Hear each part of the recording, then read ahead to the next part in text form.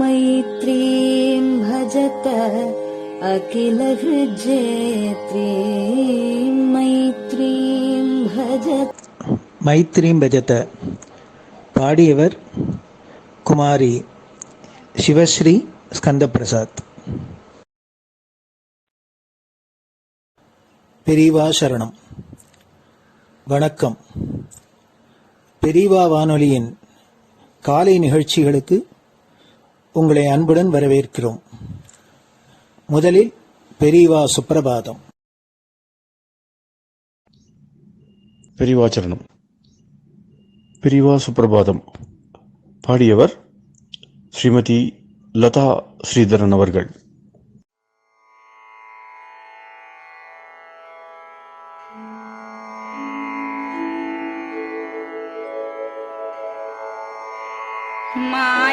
मायात्रियामासु निमीलिताक्षम् लोकत्रियामासु विनिद्रमेनम् लोकस्य रीत्या हि निबोधयामि साक्षात् गुरुं चन्दिरशेखरेन्द्रम् साक्षात् गुरुं चन्दिरशेखरेन्द्रम् प्रातः सरोजकुसुमानि विहाय निद्राम् बालारुणातपसुवर्णमयानि नित्यम् कूजन्मरालकलहं सरवैः स्तुवन्ति श्रीचन्द्रशेखर गुरो तव सुप्रभातम् श्रीचन्द्रशेखर गुरो तव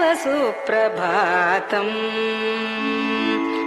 भृङ्गाश्च पीतमधुमत्तविलासिनिभिः युक्ताः सरोजवनजातसुरेणुपीताः त्वां स्तुवन्ति मधुरैः कलगुञ्जनैः स्वैः श्रीचन्द्रशेखर गुरो तव सुप्रभातम् श्रीचन्द्रशेखर गुरो तव सुप्रभातम्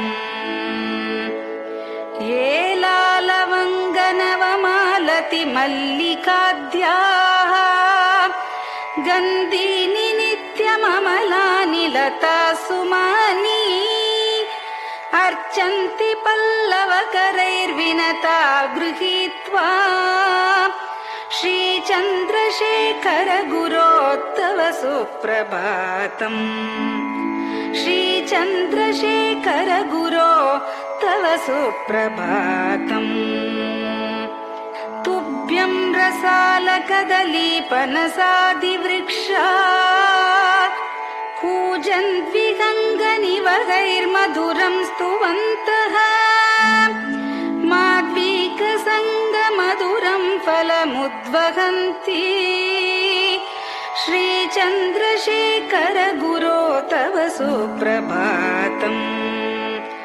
श्रीचन्द्रशेखर गुरो तव सुप्रभातम् कावेरी वारिकृतमञ्जनपूतदेहा वेदादिमन्त्रनिवगैर्मुखरीकृताशाः विप्रास्तुवन्ति सततं नतमस्तकात्माम् श्रीचन्द्रशेखर गुरो तव सुप्रभातम् श्रीचन्द्रशेखर गुरो तव सुप्रभातम् भक्ताश्च ते विहितकर्मचया विशुद्धाः भक्त्यार्जिताखिल विशिष्टफलैकहस्ताः त्वद्दर्शनमगहरं परिलब्धुकामाः श्रीचन्द्रशेखर गुरो तव सुप्रभातम् श्रीचन्द्रशेखर गुरो तव सुप्रभातम् भूत्यासि तेन वपुषा भुवि शैव तत्त्वम् शक्त्यार्पितेन मनसा वरशाक्ततत्त्वम् नारायणेति वदता वदनेन विष्णोः तत्त्वं त्वया प्रकटितं तव सुप्रभातम् तत्त्वं त्वया प्रकटितं तव सुप्रभातम् स्वामिन् पदाब्जमधुपा इव भक्तलोकाः सेवां विधातुमधुना तव जागरूकाः उत्तिष्ठ पङ्कजपदानि निधाय भूमौ पूर्वं वदामि विनतस्तव सुप्रभातम् पूर्वं वदामि विनतस्तव सुप्रभातम् इत्यष्टकं शुभकरं कलिकल्मषघ्नम् भक्तेन केनचिदहो परिजल्पितं च उत्थाय जल्पति नरो विनत प्रभाते सन्मङ्गलानि लभते बहुधातिशीघ्रम् सन्मङ्गलानि लभते बहुधातिशीघ्रम् सन्मङ्गलानि लभते बहुधातिशीघ्रम्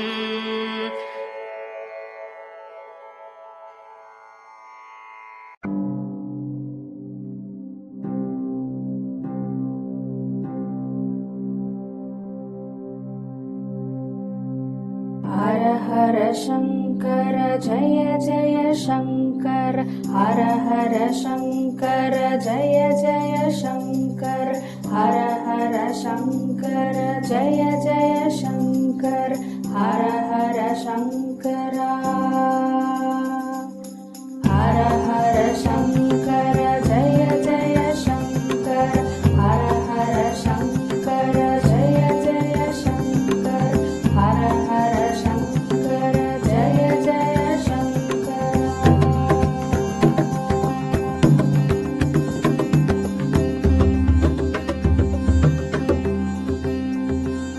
श्रुति स्मृति पुराणानाम् आलयं करुणालयं नमामि भगवत्पादम्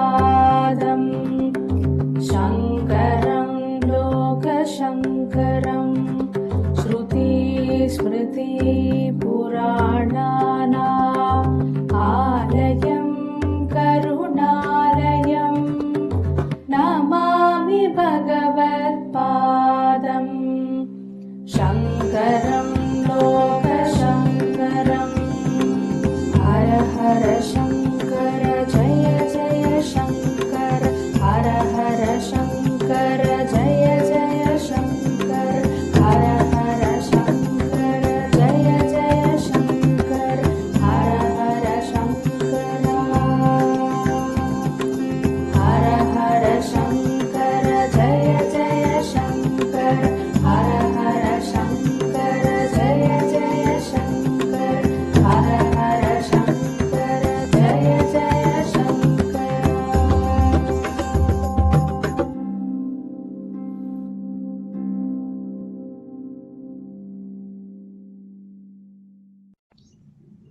பெரியவாச்சரணம். பெரியவா கராவலம்பம். பாடியவர் ஸ்ரீமதி லதா ஸ்ரீதரன் அவர்கள். प्रातः स्मरामि भवदीयमुखारविन्दम् मन्दस्मितं च जनितापहरं जनानाम् प्रातः स्मरामि भवदीयमुखारविन्दम् मन्दस्मितं च जनितापहरं जनानाम् सम्पत्करीं च भवतोऽत्र कटाक्षलक्ष्मीं काञ्चीमठेश मम देहि करावलम्बम् सम्पत्करीं च भवतोऽत्र कटाक्षलक्ष्मीं काञ्चीमठेश मम देहि करावलम्बम् काञ्चीमठेश मम देहि करावलम्बम् काञ्चीमठेश मम देहि करावलम्बम् काञ्चीमठेश मम देहि करावलम्बम् प्रातः स्मरामि कलिदोषहराणि यानि हृद्यानि दिव्यमधुराणि मनोहराणि प्रातः स्मरामि कलिदोषहराणि यानि हृद्यानि दिव्यमधुराणि मनोहराणि वाक्यानि तेऽध्यवदनाम्बुजनिर्गतानि काञ्चीमठेश मम देहि करावलम्बम् वाक्यानि तेऽध्यवदनाम्बुजनिर्गतानि काञ्चीमठेश मम देहि करावलम्बम् काञ्चीमठेश मम देहि करावलम्बम् काञ्चीमठेश मम देहि करावलम्बम् काञ्चीमठेश मम देहि करावलम्बम् वक्षस्थलं विमलहेम समानवर्णम् भस्माङ्कितं जनमनोहर कुङ्कुमाक्तम् वक्षस्थलं विमलहेम समानवर्णम् भस्माङ्कितं जनमनोहर कुङ्कुमाक्तम् प्रातः स्मरामि भवतोऽत्र चिरं महात्मन् काञ्चीमठेश मम देहि करावलम्बम् प्रातः स्मरामि भवतोऽत्र चिरं महात्मन् काञ्चीमठेश मम देहि करावलम्बम् काञ्चीमठेश मम देहि करावलम्बम् काञ्चीमठेश मम देहि करावलम्बम् काञ्चीमठेश मम देहि करावलम्बम् मत्तेभतुल्यगमनं च निरीक्ष्यतेऽद्य यात्वा वनान्तरमनन्तगजाश्च लीनाः मत्तेभतुल्यगमनं च निरीक्ष्यतेऽद्य यात्वा वनान्तरमनन्तगजाश्च लीनाः प्रातः स्मरामि गजराजगतिं तवेदम् काञ्चीमठेश मम देहि करावलम्बम् प्रातः स्मरामि गजराजगतिं तवेदम् काञ्चीमठेश मम देहि करावलम्बम् काञ्चीमठेश मम देहि करावलम्बम् काञ्चीमठेश मम देहि करावलम्बम् काञ्चीमठेश मम देहि करावलम्बम् दक्षेण दण्डमवलम्ब्य सदैतरेण हस्तेन चारुकलशं च विराजमानम्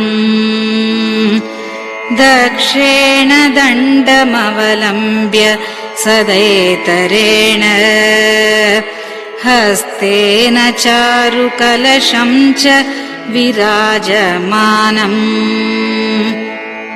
रक्ताम्बरं च तव चारु कटिं स्मरामि काञ्चीमठेश मम देहि करावलम्बम् रक्ताम्बरं च तव चारु कटिं स्मरामि काञ्चीमठेश मम देहि करावलम्बम् काञ्चीमठेश मम देहि करावलम्बम् काञ्चीमठेश मम देहि करावलम्बम् काञ्चीमठेश मम देहि करावलम्बम् विस्मृत्य दोषमखिलं च ममापराधम् त्रातुं च याध्य भगवन् कृतबद्ध दीक्षा विस्मृत्य दोषमखिलं च ममापराधम् त्रातुं च याध्य भगवन् कृतबद्ध दीक्षा प्रातः स्मरामि यति पुङ्गवतेऽनुकम्पाम् काञ्चीमठेश मम देहि करावलम्बम् प्रातः स्मरामि यति पुङ्गवतेऽनुकम्पाम् काञ्चीमठेश मम देहि करावलम्बम् काञ्चीमठेश मम देहि करावलम्बम् काञ्चीमठेश मम देहि करावलम्बम् काञ्चीमठेश मम देहि करावलम्बम् प्रातः स्मरामि भवदीय पदारविन्दम् यस्मात् प्रयान्ति दुरितानि महान्ति तानि प्रातः स्मरामि भवदीय पदारविन्दम् यस्मात् प्रयान्ति दुरितानि महान्ति तानि आयान्ति तानि मुहुरुद्य सुमङ्गलानि काञ्चीमठेश मम देहि करावलम्बम् आयान्ति तानि मुहुरुद्य सुमङ्गलानि काञ्चीमठेश मम देहि करावलम्बम् काञ्चीमठेश मम देहि करावलम्बम् काञ्चीमठेश मम देहि करावलम्बम् काञ्चीमठेश मम देहि करावलम्बम् स्नानाश्च पानाश्च निषेवणाश्च ध्यानाश्च पापानिलयं प्रयान्ति स्नानाश्च पानाश्च निषेवणाश्च ध्यानाश्च पापानिलयं प्रयान्ति हे तीर्थपादानुसवं पदं ते तीर्थं च तीर्थीकरणं भजामि हे तीर्थपादानुसवं पदं ते तीर्थं च तीर्थीकरणं भजामि काञ्चीमठेश मम देहि करावलम्बम् काञ्चीमठेश मम देहि करावलम्बम्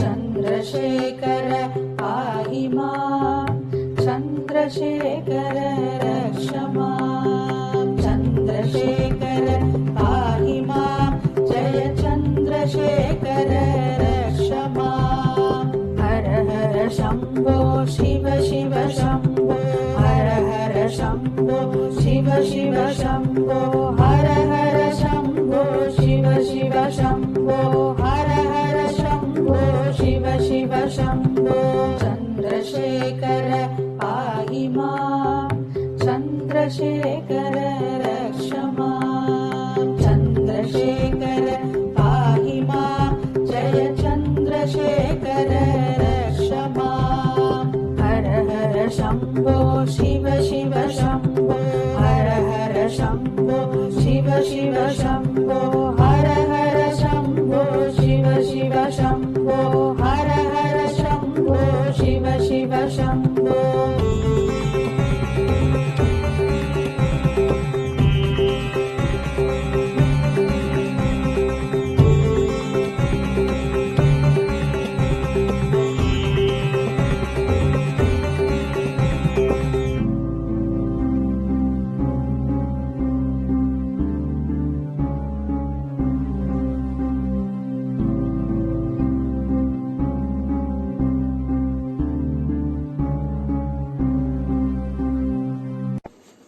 பெரியவா சரணம்.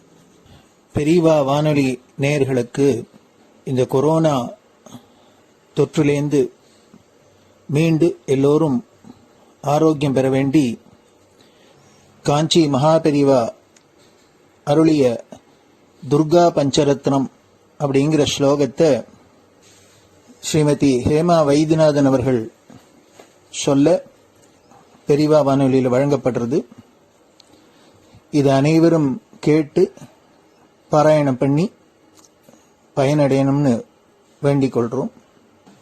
அதை தொடர்ந்து ஸ்ருங்கேரி ஆச்சாரியாள் மகாசன்னிதானம் ஸ்ரீ பாரதி தீர்த்த சுவாமிகள் எழுதிய துர்கா பரமேஸ்வரி ஸ்தோத்திரம், இத பெங்களூர் பசவங்குடியில ஸ்ரீ சத்குரு வேத பாடசாலை நடத்தி வரும் பிரம்மஸ்ரீ டாக்டர் ஸ்ரீனிவாச சர்மா அவர்கள் மாணவர்களுடன் சொல்ல அதையும் பெரியவா வானொலியில் வழங்கப்படுறது. இந்த இரு ஆச்சாரியர்களும் செய்த இந்த துர்கா ஸ்லோகத்தை எல்லோரும் கேட்டு பாராயணம் பண்றதுனால நம்மளோட இந்த இடரெல்லாம் கலையும். அதனால எல்லோரும் இதை கேட்டு பயனடையுமா வேண்டிக் கொள்கிறோம். பெரியவா சரணம். ते ध्यानयोगानुगता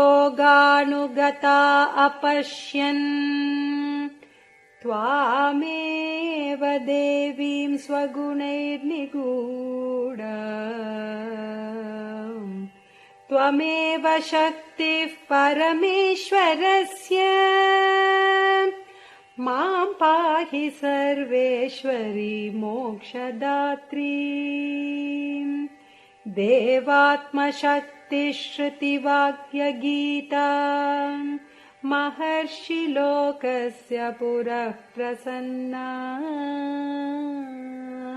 गुहापरं व्योमसतः प्रतिष्ठः मां पाहि सर्वेश्वरी मोक्षदात्री परास्य शक्तिर्विविधैव श्रूयसे श्वेताश्ववाग्योदितदेवि दुर्गे स्वाभाविकी ज्ञानबलः क्रियाते मां पाहि सर्वेश्वरी मोक्षदात्री देवात्मशब्देन शिवात्मभूता यत्कूर्मवायव्यवचो विवृत्या त्वं पाशविच्छेदकरी प्रसिद्धा मां पाहि सर्वेश्वरी मोक्षदात्री त्वं ब्रह्मपुच्छा विविधा मयूरी ब्रह्म प्रतिष्ठाच्युपदिष्टगीता ज्ञानस्वरूपात्मतया किलाना मां पाहि सर्वेश्वरी मोक्षदात्री इति परमपूज्य श्री चन्द्रशेखरेन्द्र सरस्वती स्वामिगलकृतं दुर्गा पञ्चरत्नस्तोत्रम् सम्पूर्णम्।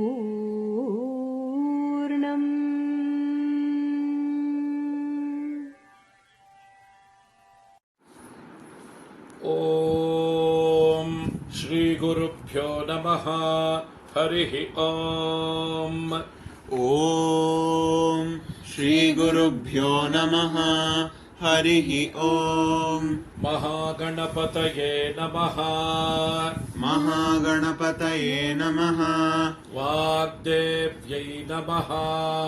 वाग्देव्यै नमः। मातृभ्यो नमः। मातृभ्यो नमः। पितृभ्यो नमः। पितृभ्यो नमः। आचार्येभ्यो नमः। आचार्येभ्यो नमः। अतिथिदेवताभ्यो नमः। अतिथिदेवताभ्यो नमः। श्रीसद्गुरुपरब्रह्मदेवताभ्यो नमः। श्रीसद्गुरुपरब्रह्मदेवताभ्यो नमः। ॐ अधुना सर्वजगति प्रसरतः। ॐ अधुना सर्वत्र जगति प्रसरतः। अधुना सर्वत्र जगति प्रसरतः। जनानां प्राणापायकरस्य। जनानां प्राणापायकरस्य। जनानां प्राणापायकरस्य। कोरोना नामकस्य। कोरोना नामकस्य।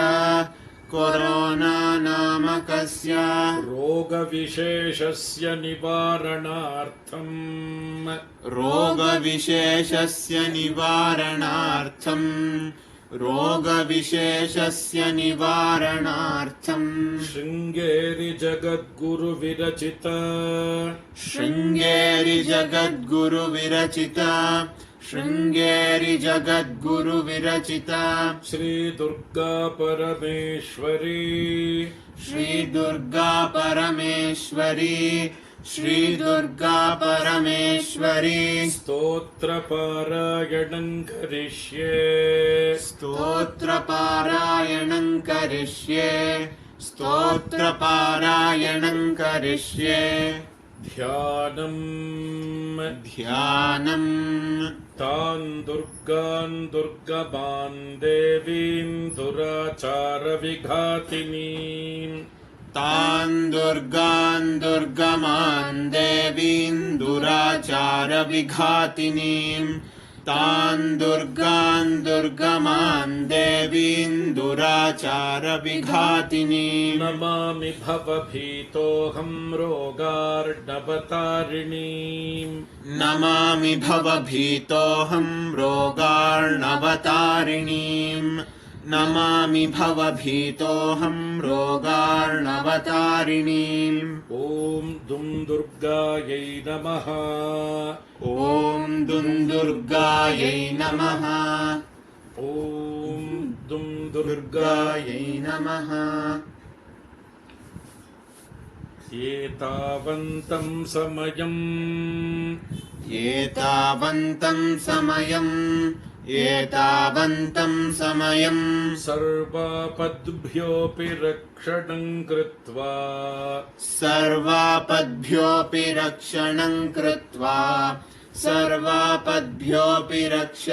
कृत्वा देशस्य परमिदानीम् ताटस्थ्यं वहसि दुर्गाम्ब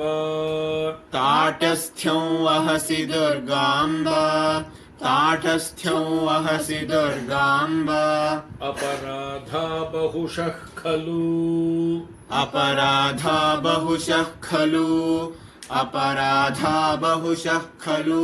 पुत्राणां प्रतिपदं भवन्त्येव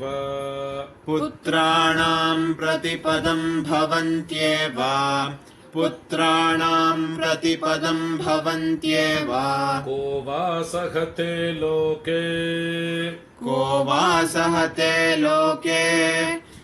वा सहते लोके सर्वांस्तान् मातरं विहायैकाम्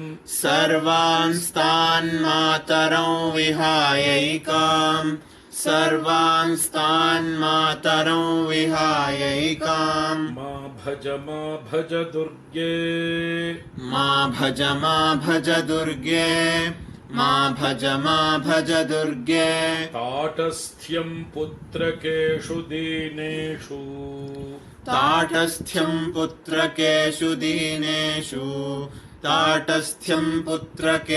दीनेषु के वा गृह्णन्ति सुतान् मात्रा त्यक्तान् वदाम्बिके लोके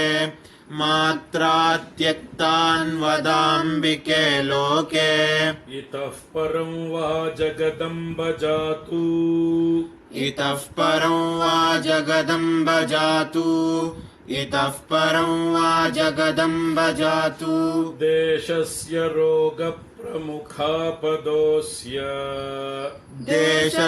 रोगप्रमुखापदोऽस्य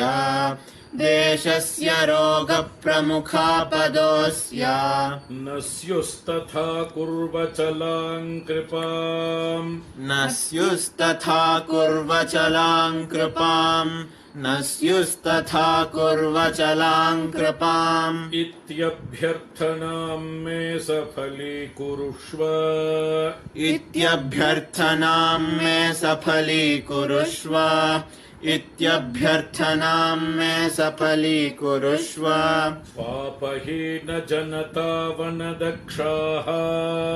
पापहीन जनतावनदक्षाः सन्ति निर्जरवरानकियन्तः पापपूर्णजनरक्षणदक्षाम्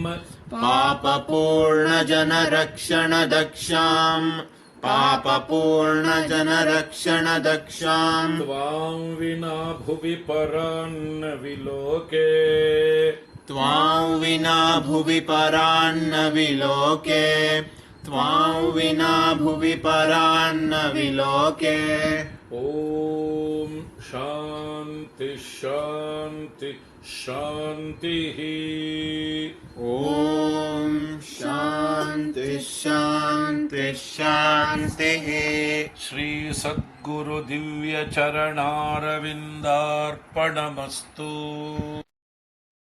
பெரியவா சரணம். நீங்கள் கேட்க இருப்பது பெரியவா குரல். மகா பெரியவா உபன்யாசங்களில் இருந்து சில பகுதிகள். நமः பார்வதி பதயே கோவிந்தநாம கீர்த்தனம். நாமெல்லாம் உட்காந்துங்க, நாம சண்டை போட்டுங்க. நாம ஒண்ணு வேண்டிய அப்படியே குறுக்கு இதே சில இருக்கு. அதுவும் நடுவில் சொல்லிக்காது வந்து சொல்லிடுறேன். எல்லாம் அப்பப்போ சொன்னதெல்லாம் சேர்த்து சொல்லிடுறேன். இன்னைக்கு காமிக்க வேண்டிய இருக்கு. ஆனா அவரால் இருக்கிற நிலையில இப்படி சௌகரியம் இப்பிரகாரம் பார்த்து ஒரு எவ்வளவு சாத்தியம், எவ்வளவு முதல்ல நம்பிக்கை வருதோ அப்புறம் எவ்வளவு சாத்தியமோ எல்லாத்தையும் பார்த்துக்கணும். திடீர்னு இப்படிதான் பண்ணலைன்னா கோவிச்சுக்கலன்னா கண்டத்தை மாத்திரம் இப்படி இப்படி இருந்தா கோவிச்சுனாவே ஜாஸ்தி வந்துட போதெல்லாம் முட்டை போடுவான்னு கோவிச்சுனதுக்காக ஒன்றும் ஜாஸ்தி நடந்து போகுது. அதனால ஒரு ஊர்ல திருப்பி திருப்பி ஞாபகப்படுத்தணுங்கிறதுக்காக புருஷா எல்லாரும் சமையல் பண்ணணும். இப்ப அநேகமா அரிசி கூட ரேசம் வந்துடும் போல் இருக்கு. அந்த ரொட்டி பண்றாள் அந்த மாதிரி லேசா அதிக சமம் இல்லாம பண்ணிட்டு வளர்க்க லேசா சாப்பிடுறான். அங்கே வேற பயிராய்க்கெல்லாம் சவாலிக்கு கொடுக்குறாங்க. நான் சமைச்சு போட்டாலும் முக்கால் சீராக சாப்பிட மாட்டான். ஏன்னா நம்ம சாப்பிட மாட்டாங்க, சொத்தா கூட சாப்பிட மாட்டான். நாம எந்த ஜாதியா இருந்தாலும் சரி, நமக்கு மேல ஒரு ஜாதி இருந்தாலும் சரி, அந்த ஜாதி எடுத்துருவோம் அவன் விட வேண்டாம், தேவை வேண்டாம். அவனும் தனித்தனியா மேல் ஜாதி சாப்பிடுறது இப்படி ஜாதியில இந்த வித்தியாசம் வேண்டாம். ஜாதி வரிசைங்கிறது இந்த விஷயம் இல்லை. கடமையோட ஜாதி வரிசை வேணும், நம்ம செய்ய வேண்டிய ஜாதி வரிசை வேணுமே தவிர வசதி ஜாதிக்கு அதுதான் சண்டை இதுல ஜாதி வரிசை வேண்டவே கடமை நாம் இது வந்து நம்முடைய கடமை அந்த வர்ணத்துக்கு என்ன கடமையோ அந்த கடமையை நாம் நடத்த வேண்டியது. அதுல மாத்திரம் நினைச்சுக்கணுமே தவிர ஜாதி விஷயத்துல கூடவே விடாது. காப்பாற்றலாம் ரொம்ப வந்துருது. அதனால முதல்ல எல்லாரும் அவதான் எந்த ஜாதியா இருந்தாலும் அவன் தன் கையாலையும் சாப்பிடுறது அப்படின்ட்டு பிறகு வீட்டுல 10 இருக்கிறவங்க கூட ரொம்ப இங்கே வெளியில் போனவங்க என்ன பண்றது தமிழகமே அந்த நினைவே இருந்தாது. எங்கேயான இடத்துல இது பண்ணி தயிராக வாங்கி இதன் வெட்டியாக வச்சுக்கிட்டு இன்னும் கூட சொல்லுவோம். ஆற்றுலேயே பூரி எடுத்துட்டு ஒரு வாரத்துக்கு இருக்காது. பாருங்க தொழில வாங்கி அங்கங்க வச்சு பூரியை பற்றி சாப்பிட்டோம்னா உடம்பும் கருது இருந்தாங்க. பாக்கி அவரு சாப்பிடுறதுன்னா உடம்பு தேவை கருது ஒன்றும் இதுல வழிபடலாம். புரி வாங்கி சாப்பிடுறது அந்த தவிர தவிர வாங்கி சாப்பிடுறது அப்படின்னு ஒண்ணுன்னா இதெல்லாம் அங்கே போய் கொஞ்சம் சாதாரணம் வெட்டி எடுத்துட்டு தானே தான் பண்ணணும் எல்லாத்தையும் அப்படின்னு அவ்வளவா சமையல் பண்ணிக்கணும். புதுசாலாம் சமையல் பண்ணி கற்றுக்கணும். வாரத்துக்கு ஒரு நாளாவது சமையல் பண்றதுன்னு பழக்கம் கொடுக்கணும்னா ஒன்றும் தேவையில்லை. ரெண்டாவது மதியங்கிற வாஸ்தவா இருந்தாலும் ஒரு 10 இல்லாம நான் மாம்சம் சாப்பிடலன்னு நினைச்சுக்கிறேன் தவிர ஹிம்சை பண்ணல பிராணிகளன்னு நினைச்சுக்கிறேன் தவிர சாப்பாட்டு ஹிம்சை பண்ணாவது அதிலும் ஒரு 10,000 மடங்கு 10 கட்டுக்கிறது ஹிம்சை பண்றோம். நாம் 10 கட்டுக்கிறதுனால எத்தனை வீடு அவங்கள்றான். அதனால 10 வேண்டான்னு வைக்க தேவை. 10 நிமிஷம் பட்டு இருக்கு. நம்ம மடத்துல சுவாமி அந்த விட்டு இருக்கேன் நீங்க பண்ணாம 20 பட்டு இருக்கு. அது என்ன இது நான் 10 எதுக்காக ரொம்ப அழகா இருக்கு மெதுவா இருக்குன்னு நினைச்சிருக்கேன். அப்படின்னா இருக்காது. முரட்டு கலக்காரு முரட்டுத்தனமா இருக்காது. அதனால அந்த மட்டும் வாங்கியும் பிரயோஜனம் இல்லை. அது ஆனா குளிர் நல்லா குளிர் அடக்கம் அவ்வளவுதான். அது அடக்க எண்டின்னு சொல்றது அசாமல் இருக்குது. எண்டின்னு சொல்றா 2-3 பேர் சொல்றா இருக்கு. இப்ப அந்த மட்டும் வாங்கி ஆகணும் இல்லை, வாங்கலாம். நல்லா குதிரை அடக்கமா இருக்கும். சீக்கிரத்துல போகாது, நல்லா கட்டியா இருக்கும். இது அதுக்காக அதோட பிரச்சாரத்துக்காக சொல்லலை. இப்போ அது நான் வியாபாரம் பண்ணதை இப்போ சுவாமிக்கு 10 பேர் சுவாமிக்கு அர்ப்பணம் பண்ணோம்னா மோட்டா வரனாலும் இருக்கட்டும். சுவாமிக்கு ஒரு 4-5 வருஷம் உபயோகப்படுத்திருக்கேன். அது மாத்திரம் தான். இந்த பட்டெல்லாம் வச்சு கொடுக்க வேண்டாம்ட்டு 4 வருஷம் மாத்திருக்கேன். அதனால நாங்கள் எல்லாமே இந்த 10 புடவையோ அது இல்லாம சாப்பிடுறோம். ஒவ்வொரு குடும்பத்திலையும் குறைச்சா கடனே இருக்காது. மாசம் முடிவுல சிரமப்படுறவன் அந்த சிரமம் வரவே வராது. நமக்கு நம்ம மட்டும் இன்னும் 2 குடும்பத்தை நம்ம ரசிக்கலாம். நம்ம வருமானத்தை வச்சு அதுக்கும் சரி, பாபமும் சரி. சாதியில பாபம் இருக்கா இல்லையா அது வேறு சமாச்சாரம். உடம்புக்காக நான் சொல்றேன். இப்ப அதெல்லாம் நான் இதுல அதிகாரி சொல்றதுக்கு ஒண்ணு சொல்லலாம். நம்ம விரிவாலாம் இல்லாம இன்னும் கிரகமாக இருக்கா எல்லாரும். இதெல்லாம் ஒன்றும் சாப்பிடாம கிரகமாக தான் இருந்தா ஏதாவது ஒரு பதில் எந்த பண்ணிக்கிறது. மலையாளத்துல கஞ்சின்னு ஒன்று போட்டு சாப்பிட்ற காரணம் அது பலா இலை எல்லாம் வச்சு அது ரொம்ப சுவாரஸ்யா பண்றாரு. காரணம் கஞ்சி ஒன்றும் பண்றேன். ஏதாவது பண்ணிக்க மோரை போடுறது கஞ்சி போடுறது எண்ணெய் சாப்பிட்டு வேணும்னா கால வேலைக்கு வேற வேணும் பண்ணிக்கலாம்.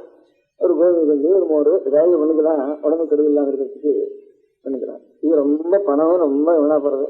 பணம் வீணாப்படுறது பாவம் இருக்கு 10 இல்லை.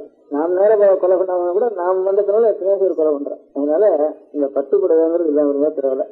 அது புருஷன் எல்லாரும் எங்க போனாலும் தானே சமைச்சுக்கணும். வேற எந்த இடத்துல போய் ஒன்றும் சாப்பிட வேண்டாம்.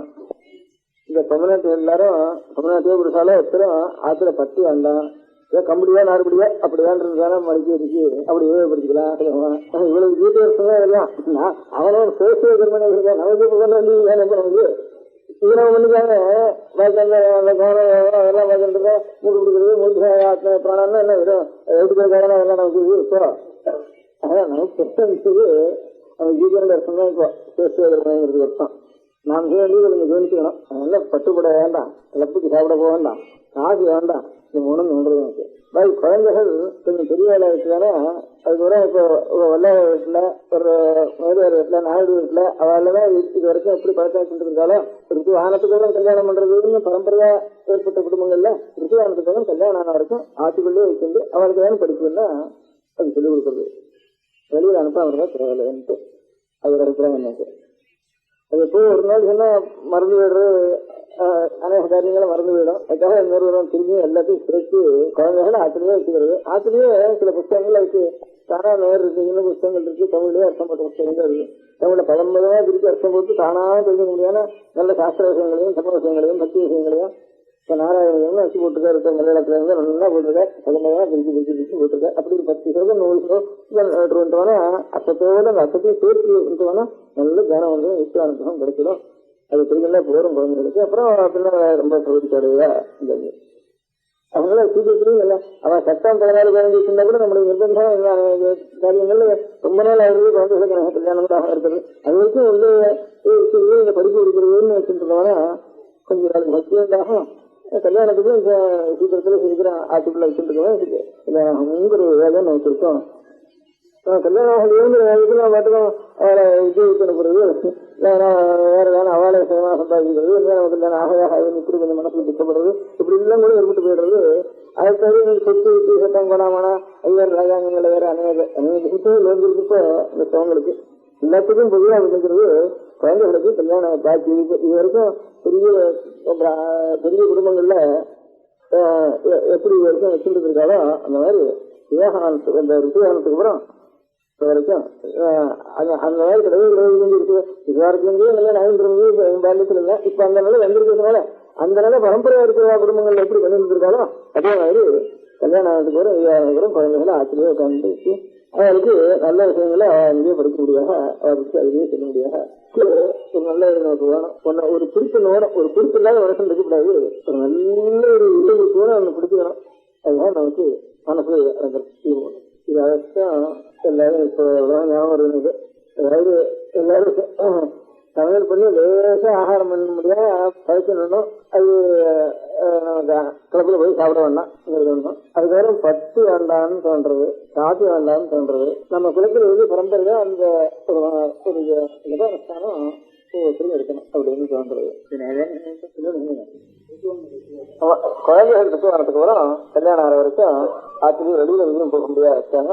ஆத்திலேயே இருந்து அவளுக்கு இந்த பகவத் பக்தி இருக்கக்கூடிய நல்லா தமிழ் அர்த்தம் நல்லா பழமைதான் புத்தகங்களை வர வச்சு அந்த மாதிரி புத்தகங்களை வச்சு அப்படியே அவளுக்கு மனப்பாடம் பண்ண முடியாது பண்ணி அவளுக்கு யுத்தத்தையும் உண்டாகி பகவத் பக்தியும் உண்டாக முடியாத அந்த காலத்துல பண்ணி முடிவு இங்க வச்சு நம்முடைய எத்தனை வகை பண்ணாமோ அவளை வச்சு சொல்ற கல்யாணம் ஆக முடியாது. நம்மளை பிராக்டிஸ் செஞ்சு அதை பண்ணணுங்கிறது இவ்வளவும் நாங்களே சொன்னதுதான் கேட்டேன். எண்ணத்துலதான் விட்டுட்டேன். கடைசியில் சொன்னது ஏதானும் கடைசி வருஷம் ஒரு நாமம் அல்லது ஒரு ஜபம் காயத்ரி பேசுனாலும் இதை விடாம எல்லாரும் செய்யணும். நமக்கு நாம் ஜாதியில வசதி இன்னும் ஜாதியில மற்றவங்க அந்த நினைவு வேண்டாம். நாம் ஜாதிக்கு என்ன கடமை செய்யணும், பகவானுக்கு நாம் செய்ய வேண்டிய நினைக்கிறீங்கன்னா லோகத்துக்கு நாம் செய்ய வேண்டிய நம்முடைய கடமை என்ன அப்படிங்கிறது அதுக்காகத்தான் வைக்கணும். இந்த ஜாதி அதுக்கு உபயோகப்படுத்த தவிர அது அந்த காலத்துல இந்த ஜாதிங்கிறது நமக்கு ஜாதிய வசதி கருத்துங்கிற ஒரு பேதம் இல்லாம ஆகிறதுக்கு காரணம் என்ன இருந்ததுன்னாக்கா பக்தியும் நிறைய இந்த நேரத்துல இந்த எந்த ஜாதியா இருந்தாலும் பக்தாளா இருக்கிறதால கோயில் ஒன்று வச்சு அவளை சுவாமியா பண்ணி புரியுது அவளுக்கு உற்சவம் பண்ணி அப்படிலாம் பண்ணிட்டு இருக்கோம். அவசலாம் சட்டா முத்தால் பகவானுக்கு சந்திச்சுட்டால அப்புறம் அவளை கட்டணும் நீங்க எனக்கு வேணுட்டு இப்போ இல்லை நாம பூஜா பண்ணது வருஷங்களுக்கு வந்து சிவாலயங்கள்ல சரி விஸ்வாலயங்கள்ல சரி அதுல பகவத்பக்தி நிறைய புரிஞ்சுட்டு சட்டா பகவான் மாதிரியே வேலை. அது பக்தி சாஸ்திரத்துல மாத்திரம் இல்லை, மகாபாரத ராமாயணம் சொல்லி கூட பிரம்மவியாசாயம் கூட்டாலு வீரர்களை கூட்டாலு சட்டா எவ்வளவு ஜாத்தியில வந்து கர்மானஸ்தானம் எல்லாம் வந்து ஏற்பட்ட தோஷமானது பக்தி சாஸ்திரத்துல மாத்திரம் இல்லை, மகாபாரத ராமாயணம் சொல்லி கூட பிரம்மவியாசாயம் கூட்டாலு வீரர்களை கூட்டாலு சட்டா எவ்வளவு ஜாத்தியில வந்து கர்மானஸ்தானம் எல்லாம் வந்து குணங்கள் இருக்கு, தோஷம் இருக்கு. தோஷங்கிறதுக்கு மாற்றி வரணும். அங்கிருந்து அதுக்கு நல்ல தர்மமும் பக்தியும் எத்தனை பக்கம் வளர்ந்ததோ அத்தனை பக்கம் இந்த தோஷங்கள்லாம் நிறுத்தணும். அதனால தூரம் வாழ்க்கை இருக்க முடியாத காரியங்கள்னால இப்போ அதனால இப்ப லைஃப்ல இந்த 10 நாள்ல எல்லாம் எடுத்துட்டு இருந்தா அது 10 நாள்ல அந்த தாமசாசனம் சிலாசாசனங்கள்லாம் இருக்கு. அந்த ஒரு பிராமணத்தினுடைய ராஜ்யம் முழுக்க இதனாலேயே நடக்குது. இந்த எலெக்ஷன் தான் ஓட்டு கொடுத்துதான் நடந்துருக்கு. ராஜாங்கிற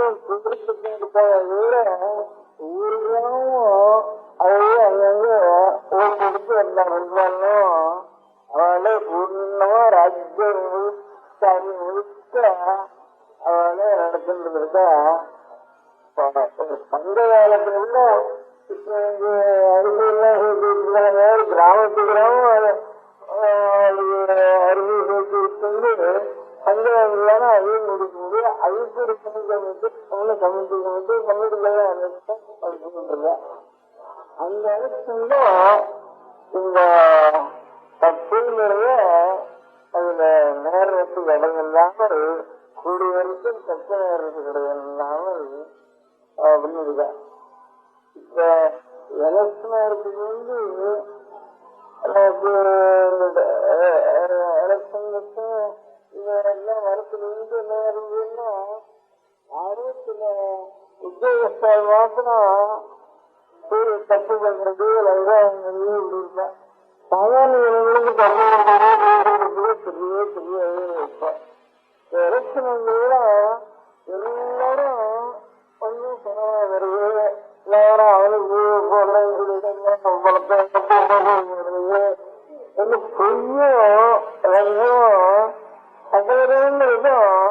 ஜாஸ்தியா இருந்துச்சு. அந்த ஒரு துக்கம் ஒரு கஷ்டம் அதுல சேர்றது. 10 நாள்ல அந்த எலெக்ஷன் தலைவரோட இன்னொன்னு எழுதிட்டு இல்லாததான் சீட்டு போடணும். எழுதிட்டு இல்லை சாயந்தரத்து தானே அப்புறம் அவன் பிராதிகள்லாம் போடுறது. அந்த ஒவ்வொரு கிராமத்துலயும் இருக்கிற கிராமத்துக்கு கிராமம் எல்லாரும் வேலை பண்ணிட்டு இருக்கா. அந்த கிராமத்துல எல்லாருக்கும் தெரியும். இன்னொன்னு வீட்டுக்கு எல்லாருக்கும் வேலைன்னா அவன் போதும் அப்படின்னுட்டு எனக்கு 6 வருஷம் இவங்க வீட்டுக்கு எந்த வேலைக்குள்ள 6 வருஷம் அவளுக்கு போதும் அப்படின்ட்டு அப்படி கிடைக்கிறத குளிச்சு சாமி சன்னியாசத்துல ஒரு குருவாயூர் சன்னதியில ஒரு 5 குழந்தைய 4 குழந்தை எடுத்து அந்த குடிக்கு சீட்டுகளை சின்ன சீட்டு போட்டா அதை 10 நேரம் குடிச்சு கல்யாணம் குடிச்சிட்டு உதாரணம் எப்படின்னா ஜாஸ்தி வந்துருது. அதுதான் கிடைக்கும் நடக்குண்டு. இந்த ஜாஸ்தி வந்துருது. அதுதான் கையில வரும். அதுல கொடுத்துருக்கீங்க இல்ல அப்படியான மைனாரிட்டியா இருக்கிற வந்தாலும் பாவம் இருக்கிறதுனால என்ன வேலைக்கும் போடணும் அப்படின்ட்டு இவ்வளவு வீட்டுல இருக்கிற வரைக்கும் உனக்கு ஆளுக்கு போடணும்ட்டு அப்படி போட்டுருந்தா. அப்போ இவன் சாயந்தரம் தீர்மானம் வந்து அவன் அவன் அபராதங்களை பார்த்து அதுல சண்டை வந்து அதுல லங்கம் எடுத்து அதுல போய் சொல்லி இவரு இந்த தோஷங்களே இல்லாமல் அந்த காலத்தில் நடந்திருக்கு. ஆனா அது முடியாது. அது அவளுடைய வேலை.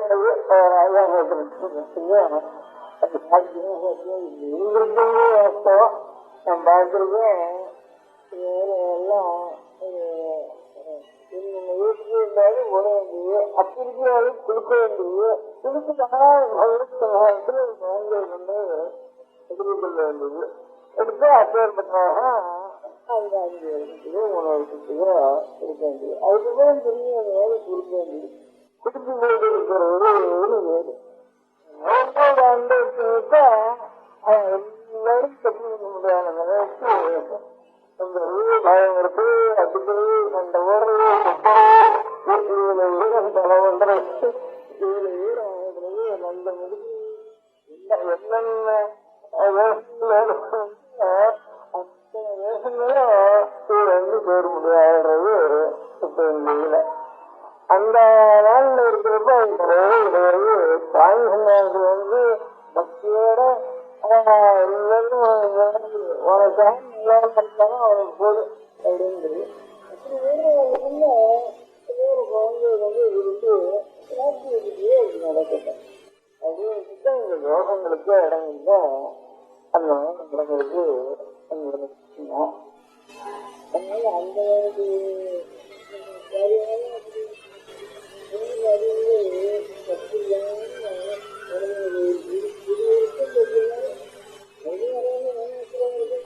இந்த கடையில் ஏமாத்துக்கு அதுக்கப்புறம் வச்சுட்டோம்னா தனி நேஷனால்தான் ஏமாத்த போகணும்.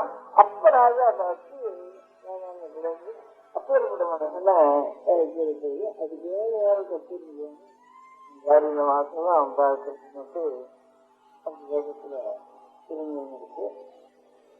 அதனால இப்ப நாம செய்யறது இந்த பக்தின்னு சொன்னாலும் எத்தனை இருக்கு அவளை நாம் நம்ப அவளுடைய அனுபவத்தை பெறணும் அப்படிங்கிற ஒண்ணுதான் இருக்கும். அந்த மட்டம் குறைய குறைய குறைய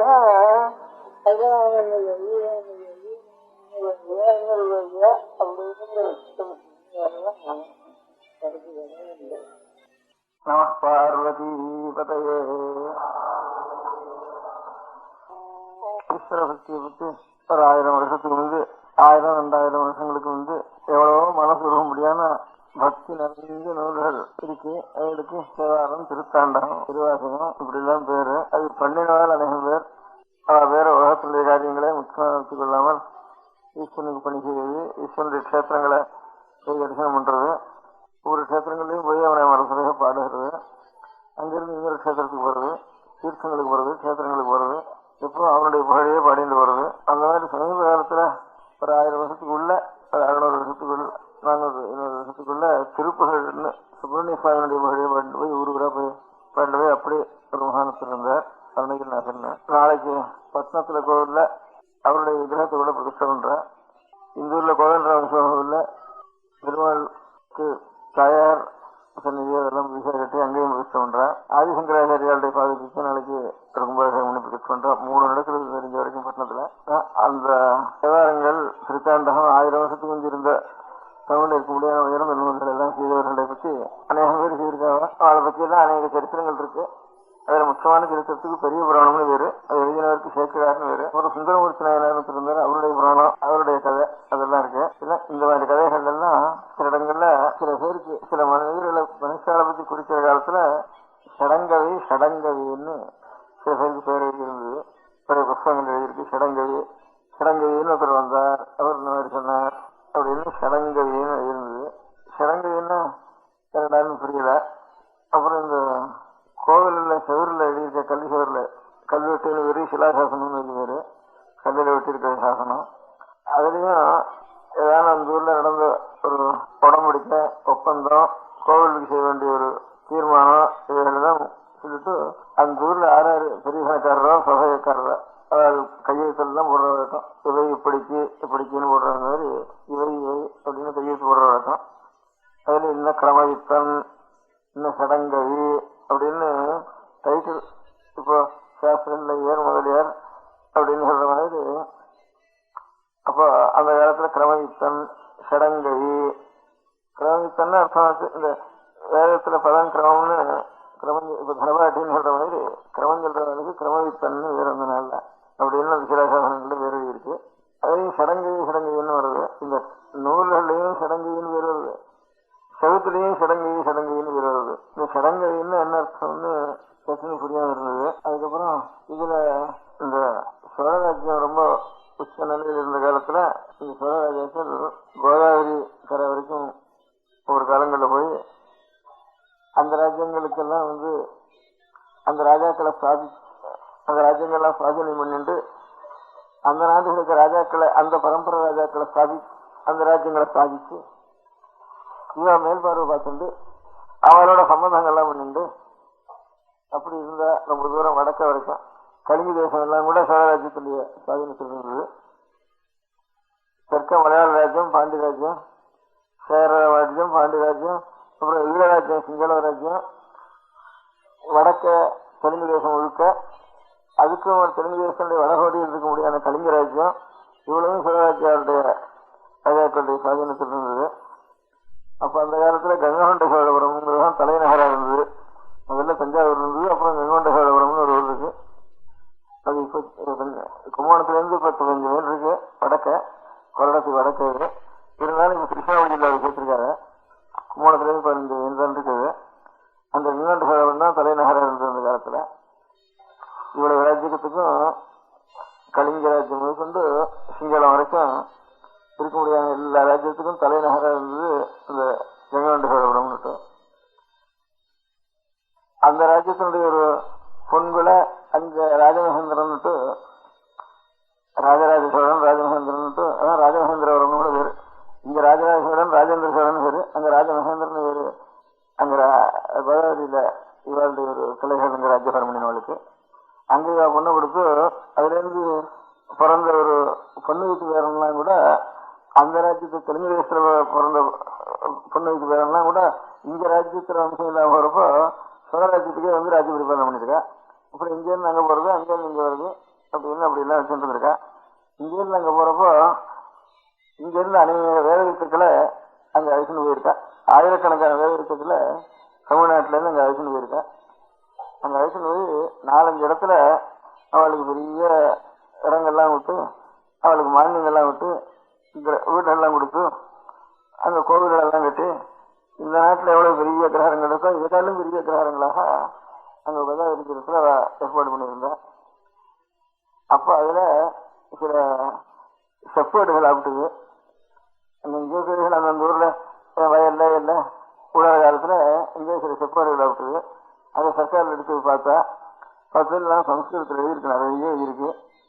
அதுல இன்ன ஊருக்காரன், என்ன வேதம் முடிச்சவன், அவன் பேர் என்ன, அருளாள பட்டன், சிவகங்கடவுடையான் பட்டன், திருவரங்கவுடையான் பட்டன், அம்பலக்கூத்தாடுவான் பட்டன், நாகேஸ்வரவுடையான் பட்டன், இப்படி எல்லாம் பேர் எழுதியிருக்கு.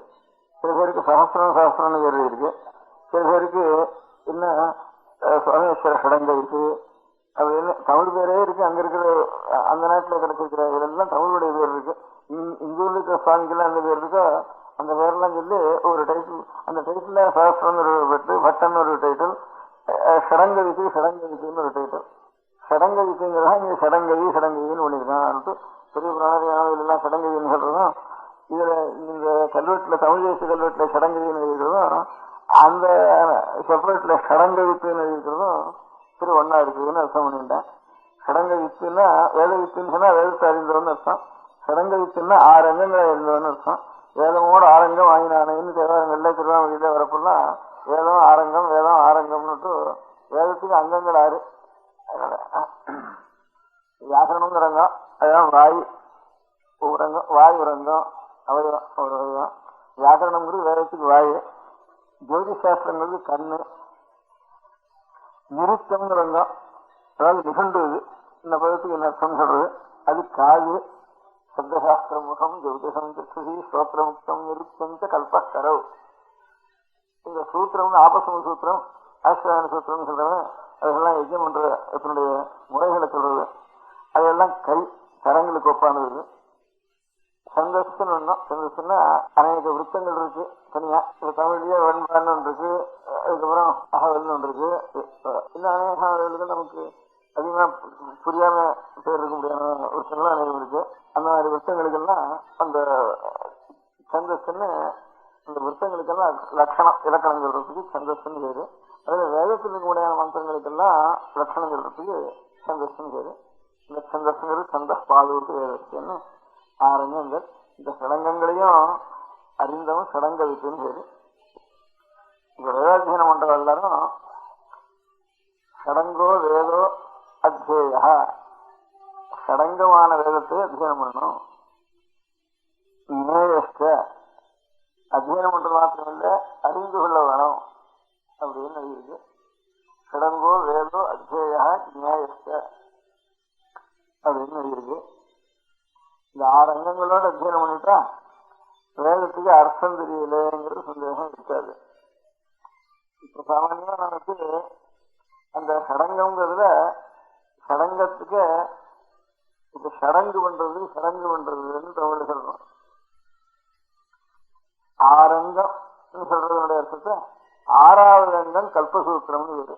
கல்பசூத்திரம்னா கர்மானுஷ்டானங்கள், என்னென்ன கர்மத்தை இப்ப இந்த கிரியை செய்யறது அப்படின்னு அந்த அனுஷ்டானம் எந்த முறையில செய்யறதுங்கிறத சொல்றது அந்த கல்பசூத்திரம்னு இதுக்கு பேரு.